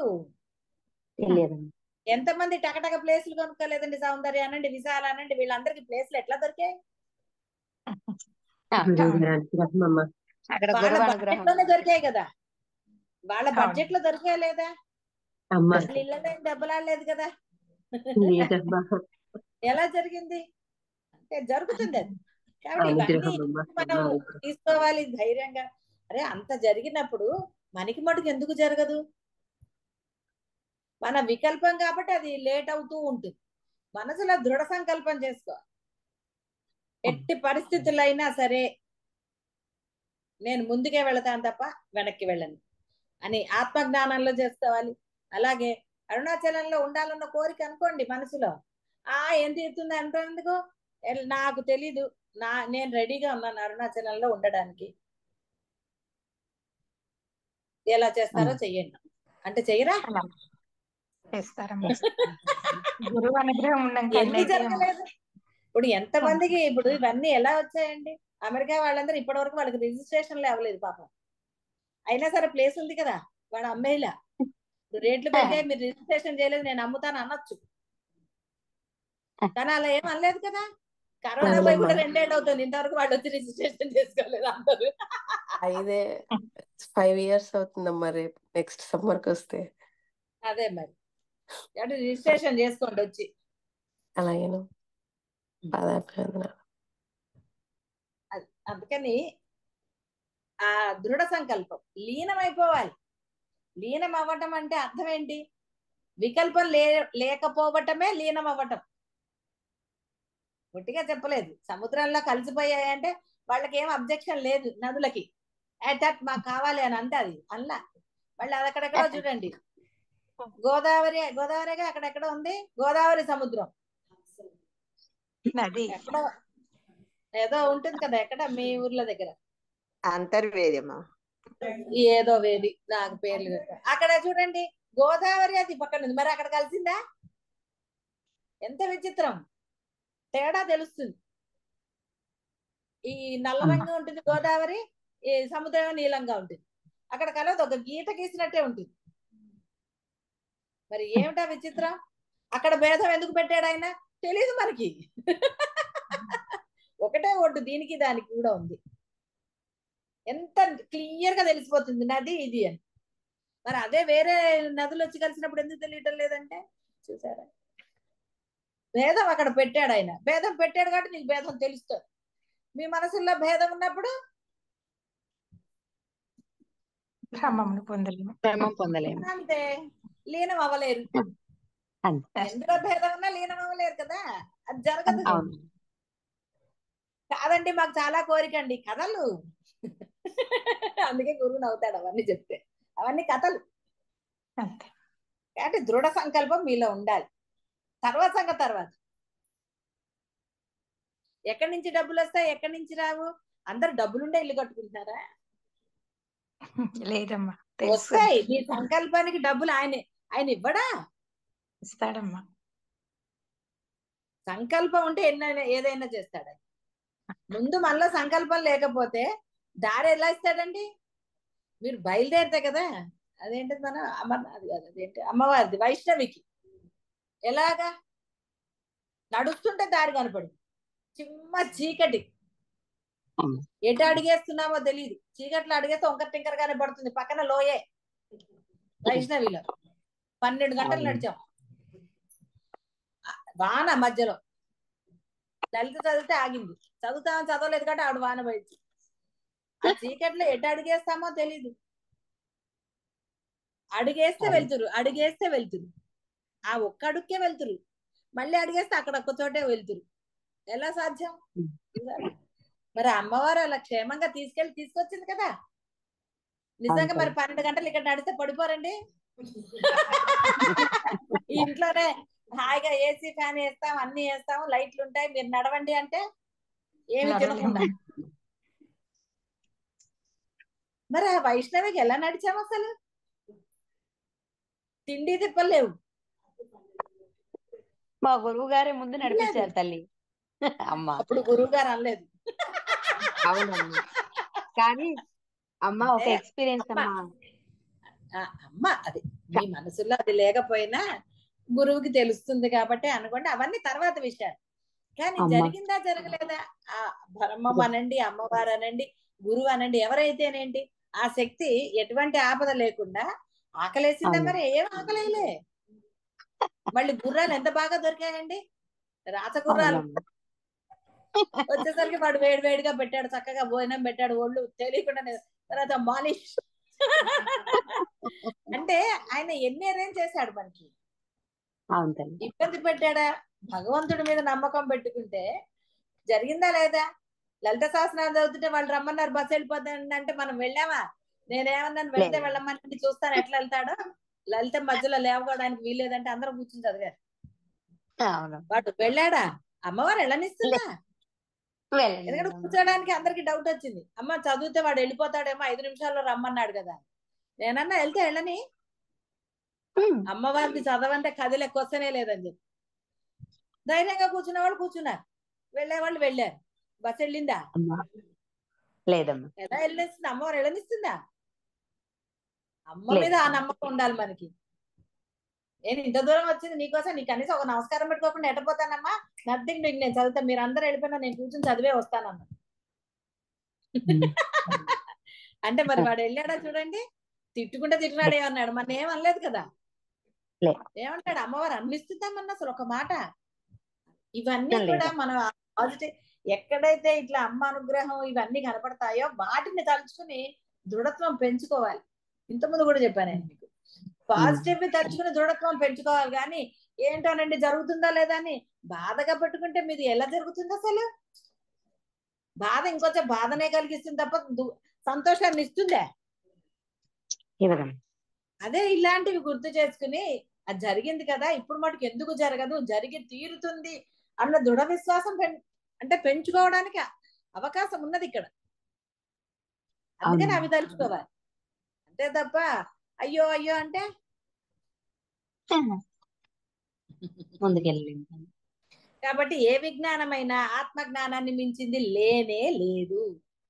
ఎంత అన్నా అనండి, వాడు లేకుండా వీడేమిటి సంపాదించింది?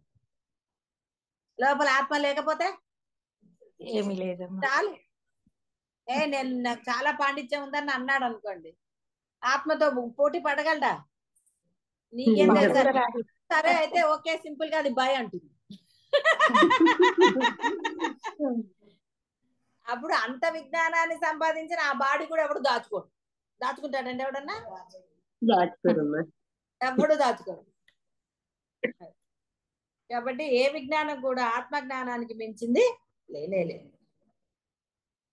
సంసారం నుండి, సంసారం అంటే కేవలం మీ సంసారమే కాదండి, ఈ బాహ్య ప్రపంచం అని అర్థం. ఈ దుఃఖాలనండి ఏదైనా సరే అది ఇది అన్ని కలిపే సంసారం.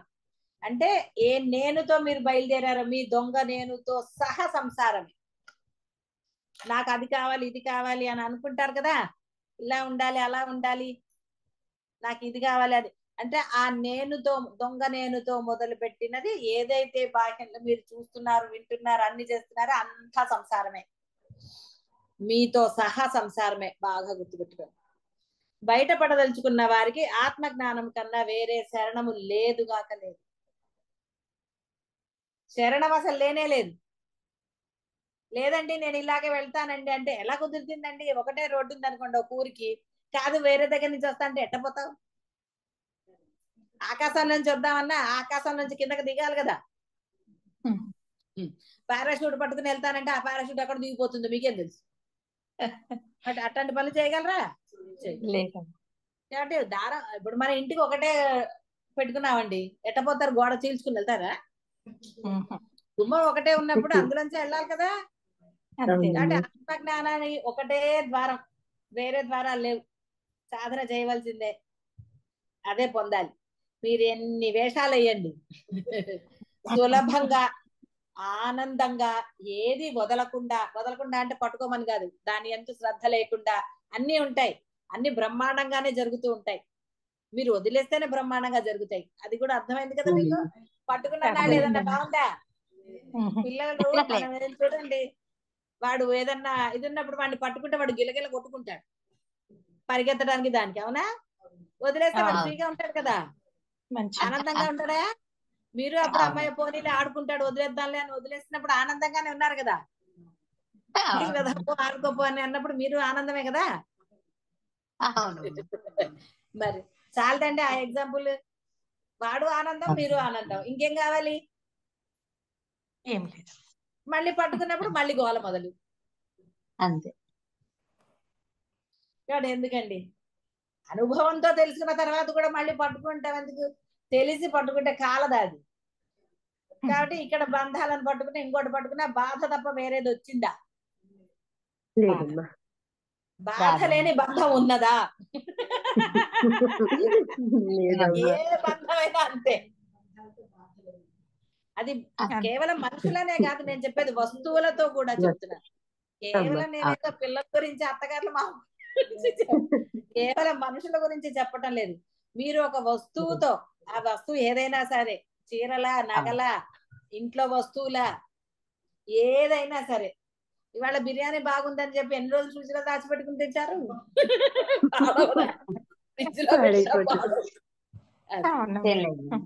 అందుకని పట్టించేసేస్తే లోపలికన్నా పోతుంది, తర్వాత ఏమైతే అవుతుంది. తిన్నానన్న తృప్తి అన్నా ఉంటుంది. అన్ని దాచేసుకున్నారు అనుకోండి, తృప్తి ఏది? నగలు దాచేసి, చీరలు దాచేసి, అన్ని దాచేస్తే సోఫా కొనుక్కొచ్చి వద్దండి పాడైపోతుందని కింద కూర్చుంటే ఏమనాలి? సోఫా కొనుక్కున్నది ఎందుకు? పాడుకోవాలి, తృప్తి అన్నా ఉంటుంది కదా. మీరు వాడైనా వాడకపోయినా అది పాడయ్యేటప్పుడు పాడవుతుంది. పాడవుదా? పాడవుతుంది. ఏదైనా అంతే.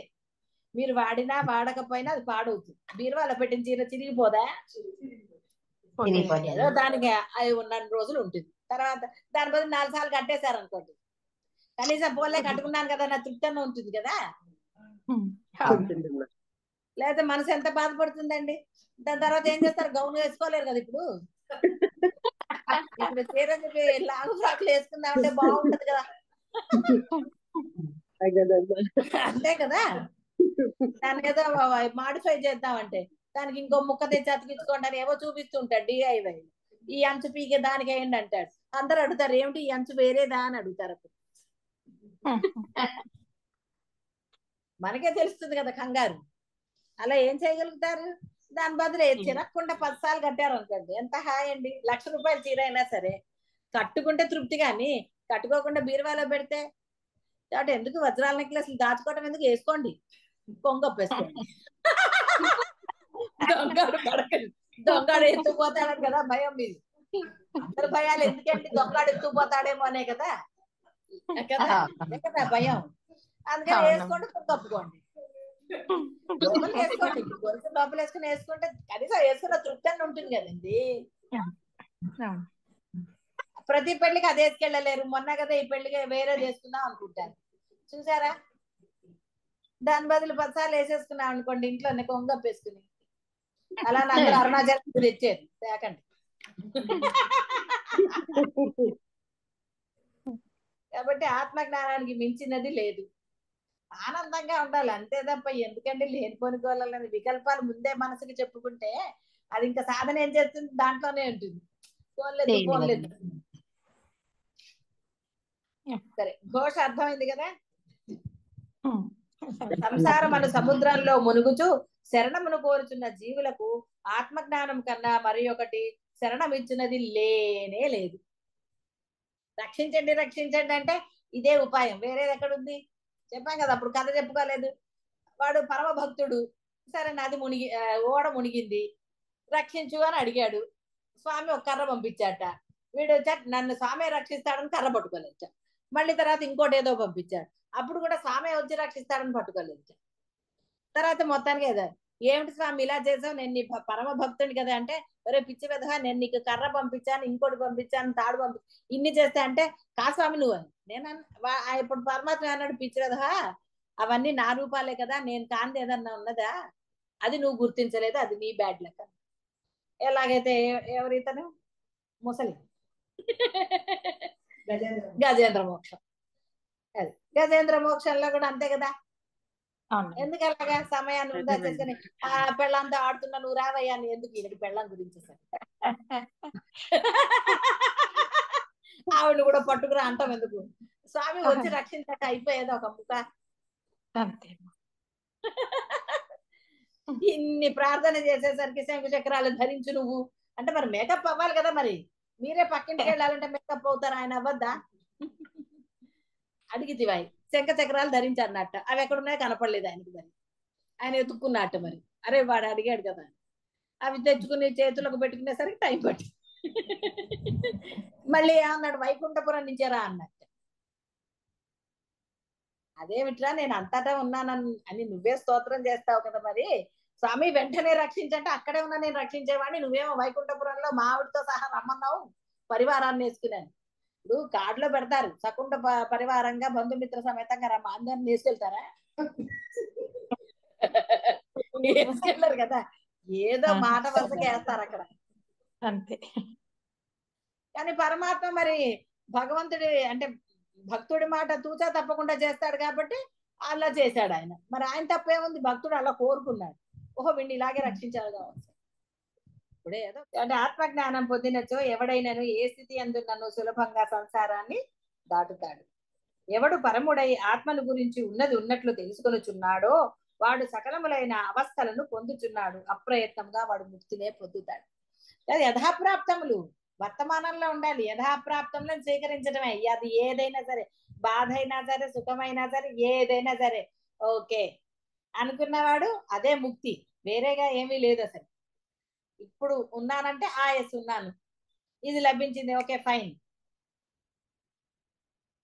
అలా కానీ ఇక్కడ ఉంటేనే పరమ ఆనందం. సూక్ష్మం ఏమిటంటే మీరందరూ భయపడతారు మామూలుగా అయితే, అమ్మో అలా ఎలాగండి అని. అసలు పరమ సూక్ష్మం ఏమిటి? ఆత్మజ్ఞానం పొందిన వాడికి అట్లా ఏదంటే అదేమి యథాప్రాప్తములు కదా, యథాప్రాప్తములు కూడా బ్రహ్మాండంగానే ఉంటాయి. ఇప్పుడు రావటం లేదన్ని అవును గురువు గారు. అన్ని చేసి పెట్టట్లేదు, మీకు కూడా జరుగుతాయి అప్పుడు కదా. ఆత్మజ్ఞానం పొందితే యథాప్రాప్తములన్నీ బ్రహ్మాండంగా ఉంటాయి. మీకు ఈ సూత్రం మీరు అంటే ఈ సూక్ష్మం మీరు గ్రహించటల్లా. యథాప్రాప్తములన్నీ అసలు వైభోగంగా ఉంటాయి. దుఃఖం అనేది ఎందుకు వస్తుందండి? ఏదో దుఃఖం ఉండొచ్చు, పిల్లల గురించే అనుకుందాం పోని, అది మిమ్మల్ని బాధించదు, తరుణోపాయం చెప్పనిస్తుంది వాళ్ళకి. ఇప్పుడైతే వాళ్ళతో పాటు మీరు బాధపడతారు, అయ్యో అయ్యో అని. అది కాదు తరుణోపాయం. ఏమిటి వాళ్ళకి ధైర్యం ఎలా చెప్పాలి, వాళ్ళు అందులోంచి ఎలా బయటికి రావాలి. చాలా మంది అన్నారు విష్ణు వాళ్ళు అంతగా చనిపోతే మేము రాలేదు అమెరికా నుంచి అనుకునే వాళ్ళు అనుకున్నారు, నేనేమనుకోలేదు. ఎంతమంది ఎన్ని అనుకున్నా. అవును ఓకే, వాళ్ళు అన్నారు మేము నిలబడి చేస్తాము, మాకు తెలియాలన్నారు. వచ్చినా ఇక్కడ చేసేది ఏం లేదు, మనం వచ్చేసరికి 4 రోజులు అయిపోయింది కాబట్టి అప్పుడు వచ్చే ప్రయోజనం లేదు. అటు రాలేదు అనుకునే వాళ్ళు అనుకున్నారు. మనకి దాంతో సంబంధమా? పిల్లలు ఏమనుకుంటున్నారు, పిల్లల అభిప్రాయం ఏంటి, అంతే. ఏమన్నా అయిందా? అన్ని బాగానే జరిగాయిగా, ఎలా జరగాలో అలా జరిగాయి. అంతే. అవును. అంతేనమ్మా. కాబట్టి వాళ్ళు అనుకుంటారు వీళ్ళు అనుకుంటారు అనుకున్నన్ని రోజులు మీరు స్థితి పొందలేరు. ఎందుకంటే ఎంతసేపు అనుకోవటంతో సరిపోతుంది కదా. అయ్యో వీళ్ళేమనుకుంటారేమోనండి, వాళ్ళు ఏమనుకుంటారో ఏమోనండి, అదండి ఇదండి, ఎంతసేపు లోపల అదే. ఇక దాంతో మీకు అసలు స్థిరత్వం ఏది? స్మరణ జరుగుతుందా, సాధన జరుగుతుందా? సాధన చేస్తున్నప్పుడు కూడా అదే గోల్ ఉంటుంది. వాడు ఏమన్నా అనుకుంటాడేమో మనం వెళ్ళలేదు పెళ్లికి, రామ రామ రామ, అయ్యో పెళ్లికి వెళ్ళలేదు రామ రామ. వాడు ఏమన్నా అనుకుంటాడేమో రామ రామ, రిటర్న్ గిఫ్ట్ ఏమి ఇస్తున్నారు రామ రామ, ఏం భోజనాలు పెట్టారో ఏమిటో రామ రామ, ఎంత బాగున్నాయో ఏమిటో, ఇవాళ ఈ కూర పప్పుతో తినాల్సి వచ్చింది, గురువు గారు అనకపోతే పెళ్లికి వెళ్ళేవాడిని, ఎంతమంది వచ్చారో ఏమిటో, వాళ్ళందరూ నా గురించి ఏమంటారు, ఇంకేం సాధన. అలా ఉండకూడదు. అంటే దీక్ష పెట్టుకున్నప్పుడు వెళ్ళకూడదు. లేదనుకోండి అక్కడికి వెళ్ళి కూర్చుని రామ రామ బాగుంది రామ రామ బాగుంది అనుకుంటే పోయింది కదా, గొడవే లేదు అసలు. కాసేపు తినేసి వచ్చేస్తే ప్రశాంతంగానే ఉంటుంది మనసు. రిటర్న్ గిఫ్ట్ ఏదో పుచ్చుకుంటే ఇంకా ప్రశాంతంగా ఉంటుంది. ఇవాళ రేపు ఫంక్షన్లకు ఎందుకు వెళ్తున్నారండి? భోజనం కోసం, రిటర్న్ గిఫ్ట్ కోసమే కదా వెళ్ళేది.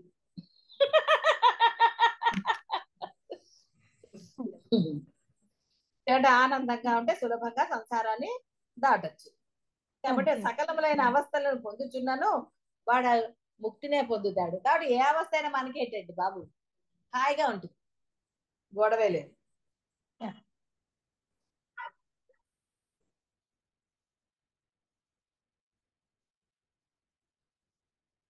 కర్మ భక్తి మొదలగు సాధనములన్నింటిలో ఆత్మజ్ఞానము శ్రేష్టమని ఎవడు నిస్సంశయముగా గ్రహించి దానికై ప్రయత్నిస్తాడో వాడు మోక్ష సాధకులలో పరముడు, అంటే ఉత్తమమైన వాడు. గ్రహించారు కదా. కాబట్టి ఒట్టి ఉత్తములుగా ఉండకుండా నిజమైన ఉత్తములుగా అవ్వాలి, అంటే ఆచరణ పెట్టాలని నా ఉద్దేశం. సరే. కర్మ భక్తి సాధనలలో శ్రేష్టమైనది ఆత్మజ్ఞానం అని చెప్తున్నాడు కదా.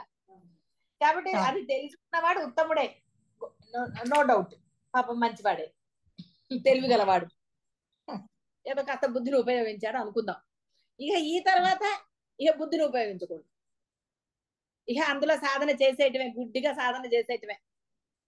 600 అయినా అవన్నీ అంటారు కదా. ఏదైనా సరే నేను సాధనను ఆపను, నేను సాధన చేస్తూనే ఉంటాను, ఏదైనా కానివ్వండి అన్నవాడే అసలైన శ్రేష్ఠుడు. మన సాత్వికము దానిపైనది అన్ని చెప్పట్లేదు, అక్కడి ఆ స్థితికి వెళ్తాడు. వాడు మోక్ష సాధకులలో పరముడు, పరమశ్రేష్ఠుడు అని అర్థం. ఆత్మను గురించి చక్కగా తెలుసుకున్నాను. ప్రారబ్ధాన్ని అనుసరించి దారిద్ర్యము, రోగము, ముసలితనము మొదలగు అవస్థలు సంభవించుతూనే ఉండును. ఇట్టి అవస్థలు ఎన్ని వచ్చినను ఆత్మను తెలుసుకున్నవాడు అవన్నీ శరీరమునకు మనసునకు మాత్రమే సంభవించుచున్నవని, వానితో తనకి ఎట్టి సంబంధం లేదని, తాను ఎప్పుడునూ ఆనంద రూపుడే అని దృఢముగా భావిస్తాడు, అప్రయత్నంగానే ఆనందంగా ఉంటాడు. ఇక్కడ ఇంకో సూక్ష్మం ఏంటంటే, మీ అందరూ ఏంటనుకుంటారంటే ఏదో మామూలుగా మళ్ళీ రోగాలు వస్తాయి, మళ్ళీ అనుభవించాలి కదండి, అప్పుడు డబ్బులు కావాలి కదండి అనుకుంటారు. ఎన్నో కర్మలు పోయాక ఇంకా రోగాలు ఎందుకు వస్తాయండి? అసలు మీరు మార్గంలో సాధన చేస్తున్నప్పుడే ఆ సాధన ఫలితంగా ఎన్నో కర్మలు పోతాయి. మీరు తెచ్చుకుంటున్నారు కొన్ని కర్మలు, అదే మరి ఆయన మటుకు ఏం చేస్తాడండి తెచ్చుకుంటుంటే? ఏం చేయలేడు కదా. అంతే అమ్మా. ఇప్పుడు బాహ్యంలో పిల్లవాడు మట్టిలో పసాలు ఆడినా తల్లి ఇంకా విసుక్కుంటున్నా వాడిని 2 డేసో వాడి స్నానం పోసి వాడిని శుభ్రం చేస్తుంది. కానీ ఇప్పుడు ఆత్మ సాధనలో నిన్ను నువ్వే శుభ్రం చేసుకోవాలి, కర్మ తీసేస్తాడు ఆయన, చెయ్యకుండా ఉండాలి నువ్వు. కాబట్టి ఇక్కడ ఆ కర్మాలని పోతున్నప్పుడు ఎందుకు వస్తాయండి రోగాలు? అప్పుడు ఇంకా భయం ఎందుకు ఉంటుంది? రేపొద్దున నన్ను ఎవరు చూస్తారు, మా పిల్లలు చూస్తారో చూడరా. ఇప్పుడు వాళ్ళకి ఇష్టం లేకుండా నేను అటు అరుణాచలం వెళితేనండి అంటారు, మా పిల్లలకి ఇష్టం లేదండి పోని. అప్పుడు అక్కడేం చేస్తున్నారు పిల్లలు? ఇక్కడ పరబ్రహ్మం అని ఉన్నాడు, అక్కడ ఎవరుంటారు చెప్పండి? ఎంత హాయి. ఒట్టిగా అనలేదు, ఇల్లు కన్నా గుడి పదిలమని ఒట్టిగా అన్నారా సామెత?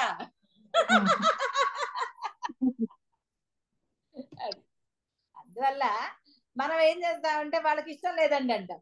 అంటే వాళ్ళకి ఇష్టం లేదంటే అదేదో వాళ్ళకి మనం అంటే ఇష్టం అనే, అది రోజు తెలుస్తూనే ఉంటుంది కదా, మనకు అంత ప్రియాతి లేదు. ఒక వయసు వచ్చాక ఇది పరమ సత్యం అండి.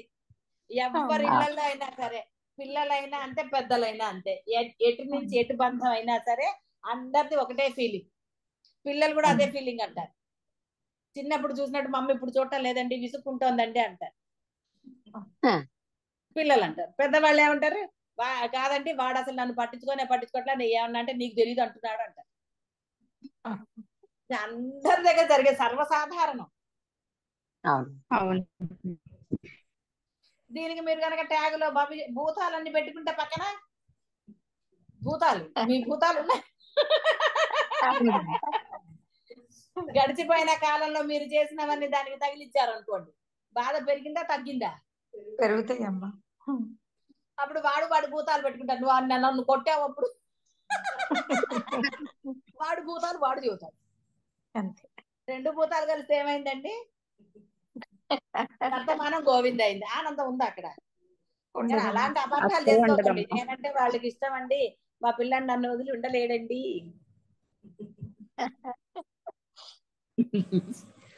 ఒకళ్ళు ఉన్నారు, ఆయనకి కూతురు కొడుకు పెళ్లిళ్ళు చేశాడు. ఒక పెద్ద అపార్ట్మెంట్ లో వీళ్ళు ఒక ఫ్లోరు, కొడుకు ఒక ఫ్లోరు, కూతురు ఒక ఫ్లోర్.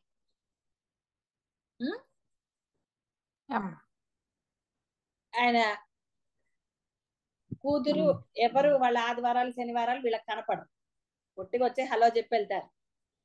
ఈయన ఏం చెప్తాడంటే, కొరియర్ వాళ్ళందరూ వచ్చి వాళ్ళ వస్తువులు ఇవ్వడానికి మేము ఇక్కడ ఉన్నామండి అని చెప్తాడు. అంతకన్నా మాకేం ప్రాముఖ్యత లేదు, వాళ్ళు హోటళ్ళకి వెళ్తారు, సినిమాలకు వెళ్తారు, వీళ్ళని పిలవరు. ఎప్పుడన్నా పిలిస్తే పిలుస్తారు, లేదంటే ఎట్లాగో మీరు రారు కదా అనేస్తారు. కూతుర్లు వెళ్ళిపోతారు వాళ్ళ ఫ్యామిలీలతో, వీళ్ళు వెళ్ళిపోతూ ఉంటారు. ఒక్క కొరియర్ అడ్రస్లు మటుకు వీళ్ళింటిది. సాయంత్రం వచ్చి అది కలెక్ట్ చేసుకుంటారు, వచ్చాయా అని. ఎందుకంటే మెసేజ్ వస్తుంది కదా మనకి. ఏం కొన్నారో వీళ్ళకి తెలియదు, వీళ్ళకి చెప్పరు, చూపించరు. ఇంకొకటి కేర్ టేకర్స్, పని వాళ్ళని పెట్టారు వాళ్ళ పిల్లల్ని. ఎందుకంటే ఉద్యోగాలు, కూతురు అల్లుడు ఉద్యోగమే, కోడలు కొడుకు ఉద్యోగాలు. సో ఏమవుతుంది, పిల్లలు పుట్టారు, ఎవరు చూడాలి? సరే, పని వాళ్ళని పెట్టారు, మీకేం ఇబ్బంది లేదు. పని వాళ్ళని పెట్టినంత మాత్రం సరిపోయిందా? సో వాళ్ళని పెంచారు. ఈ స్కూళ్ళ నుంచి వచ్చిన తర్వాత కూడా వీళ్ళే. ఇప్పుడు ఏమైపోయింది, పిల్లలు ఇంకా పెద్దగా అయిపోయారు, అంటే ఒక స్థాయికి వచ్చారు, వాళ్ళంతటి వాళ్ళు పని వాళ్ళని లేని అవసరం. వెంటనే కూతురు ఎక్కడో దూరంగా ఇల్లు కొనుక్కుని వెళ్ళిపోయింది. కనీసము ఇల్లు కొంటున్నప్పుడు తండ్రికి చెప్పలేదు ఆ పిల్ల, కొనేసి అంత అయ్యాక చెప్పింది తండ్రికి. ఎందుకంటే ముందు చెప్తే తండ్రి ఒప్పుకోడు, అంత దూరం వెళ్ళిపోతే అని. ఇప్పుడు ఈ తండ్రికి బాధ. తల్లి కొంచెం సరైన వదిలేసిన పిల్లలు అంతే అని. తండ్రి ఇంత నేను వాళ్ళని చేశాను, ఇప్పుడు వాళ్ళని చూడాలని వెళ్ళాలి అంటే వాళ్ళకి తీరుకుంటే 15 రోజులకు ఒకసారి వస్తారు, లేదా నెలకు ఒకసారి వస్తారు, లేదా కుదురుతుంది కుదరదు. ఇప్పుడు కుదిరింది, తర్వాత కుదురుతుందా? కుదరదమ్మా. సో కూతురు చేసేసింది కాబట్టి ఇప్పుడు కొడుకు కూడా వేరే ఎక్కడో ఇంకా దూరం, వాడు ఇల్లు కొనుక్కుంటున్నాడు అక్కడ, వాడు ఇల్లు ఇంకా కన్స్ట్రక్షన్ లో ఉంది, వాడు వెళ్ళిపోతాడు. అప్పుడు వీళ్ళ పరిస్థితి ఏమిటి?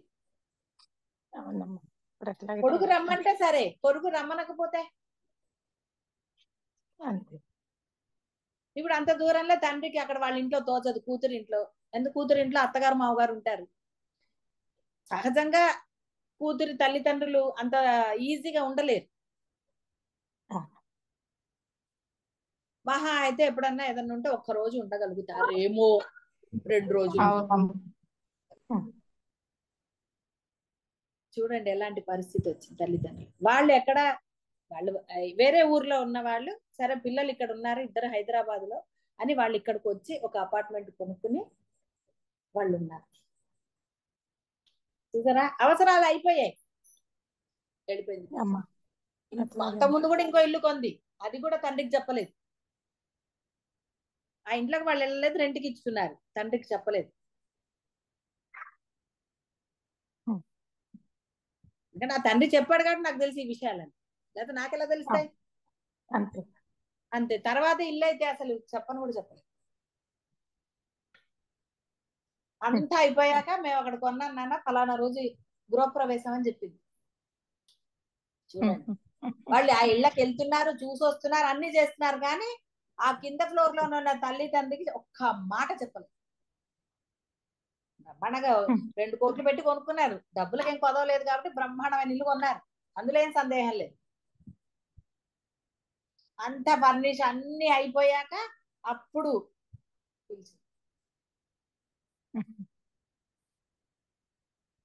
ఇప్పుడు తండ్రి సంతోషించాలా, బాధపడాలా? ఏం చేస్తాడండి? ఏం చేయలేడమ్మా. ఇంకేం చేస్తాడు? ఇది జరగదు అని మనం అనుకుంటే జరిగిందా? జరగలేదు. ఇప్పుడు కూతురు వెళ్ళిపోయింది కాబట్టి కోడలు అంటుంది కదా, మీ చెల్లెలే వెళ్ళిపోగలేదు, మనం ఎందుకు ఇక్కడ ఉండాలి, మనం ఇల్లు కొనుక్కున్నా ఇరికే ఇంట్లో ఎందుకు ఉండాలి, ఈ అపార్ట్మెంట్ లో ఇప్పుడు మనం ఇరికిరుగ్గా, పాత అపార్ట్మెంట్లు ఎప్పుడో కొన్నవి అవి, అందులో ఇప్పుడు ఎందుకు ఉండాలి, మనం కూడా బ్రహ్మాండమైన ఇల్లు కొనుక్కుందాం. అంతే. కొడుకు ఏం చేస్తాడు? కదా నోరు మూసుకుంటాడు, ఎందుకంటే అక్కడ జరిగింది. అంతే. ఇప్పుడు కొడుకు కొంటున్నాడు, వాడు వెళ్ళిపోతాడు. అప్పుడు ఈ ముసలాళ్ళిద్దరిని వాళ్ళు రమ్మంటే అక్కడ ఉండగలగాలి కదా. ఆయనకేంటి, సెంటర్ లో ఇల్లు కాబట్టి అన్ని అక్కడ అలవాటు, ఎక్కడికి వెళ్ళాలన్నా ఆటోలు దొరుకుతాయి, ఆసుపత్రులు పక్కన, అట్లా ఆయన ఏదో అనుకున్నాడు. ఇప్పుడు ఆ మూలకు పోయి ఉండగలడా? చూడండి ఏమిటి వాళ్ళ పరిస్థితి. ఇది 70 ఏళ్ళు వచ్చాక జరుగుతూ ఉంటాయి. అప్పుడు పిల్లలు, ఇప్పుడు చూడండి పిల్లలు ఒప్పుకుంటారా ఇప్పుడు ఇక్కడ ఉండడానికి? మొన్న ఈ మధ్య చదివాను ఒకటి, తండ్రి డబ్బు కొడుకు స్వేచ్ఛగా వాడుకుంటాట, కానీ కొడుకు డబ్బు వాడుకోవడానికి తండ్రికి ఆ స్వాతంత్రం లేదు. చూడు, ఇది లోకంలో ఉన్నది. అది చదివాక నాకు అదే అనిపించింది కదా. ఇక్కడ 2 రకాల వాళ్ళు ఉన్నారులేండి. అందరు తల్లిదండ్రులు, అందరు పిల్లలు చెడ్డవాళ్ళు కాదు, అందరు తల్లిదండ్రులు మంచి వాళ్ళు కాదు. తల్లిదండ్రుల్లో కూడా చెడ్డవాళ్ళు ఉన్నారు, నేను అది కూడా చూసిన వాళ్ళని. అంటే 2 వైపులా ఉంది. ఇప్పుడు మంచి చెడ్డతనం అనేది ఇక్కడే ఉంటుంది. పెద్దవాళ్ళే మంచి, పెద్దవాళ్ళందరూ మంచి వాళ్ళు, చిన్నవాళ్ళందరూ చెడ్డవాళ్ళు అనడానికి లేదు. రకరకాలుగా ఉన్నారు మనుషులు. అన్న తర్వాత చిన్న పెద్ద తేడా ఉంది. కానీ అంటే మనము ఏ ఆత్మజ్ఞానం కోసము వీళ్ళని పట్టుకుని దాన్ని వెనక్కి నెట్టేస్తున్నారు మీరు. అది ఉందనుకోండి, పిల్లలు ఇలాంటివి చేసినా మీకు అప్పుడు బాధ అనిపించదు. వాళ్ళ జీవితం వాళ్ళు బతుకుతున్నారు అనిపిస్తుంది. లేదా చిన్న విషయం కూడా పిల్లలది మీకు బాధ కలిగి దుఃఖం కలుగుతుంది.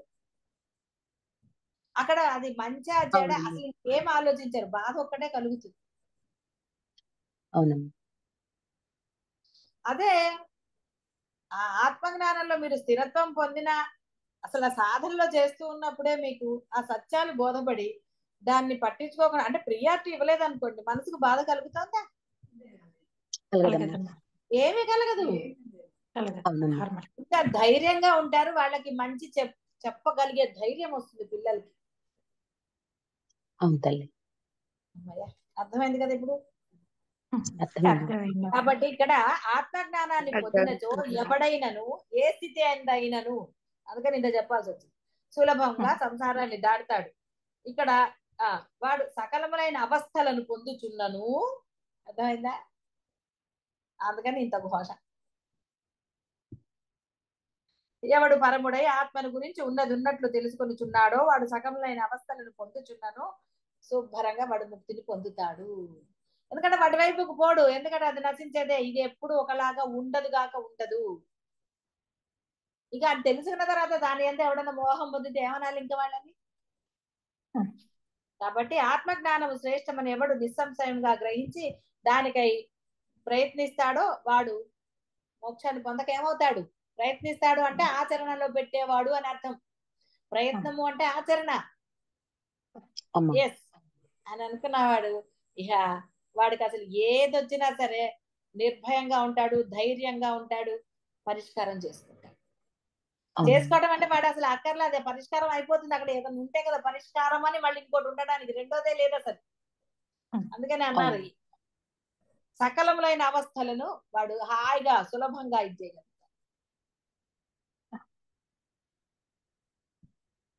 కాబట్టి ప్రారంధాన్ని అనుసరించి దారిద్రము, రోగము ఇవన్నీ కూడా అనుభవించుకున్నా కూడా ఇలాంటి అవస్థలు ఎన్ని వచ్చినాను ఆత్మను తెలుసుకున్నవాడు అంటే ఆచరణలో పెట్టేవాడు అవన్నీ శరీరానికి మనసుకు మాత్రమే, వానితో తనకి ఎట్టి సంబంధం లేదని తాను ఎప్పుడు ఆనంద రూపుడులే అని అనుకుంటాడు. రమణ మహర్షికి వస్తే అన్నాడండి, ఆయన జోక్ వేశాడు, తలకాయ తీస్తారా అయితే ఆయన ఏమన్నా అన్నాడా? వచ్చింది పోతుంది అన్నాడు.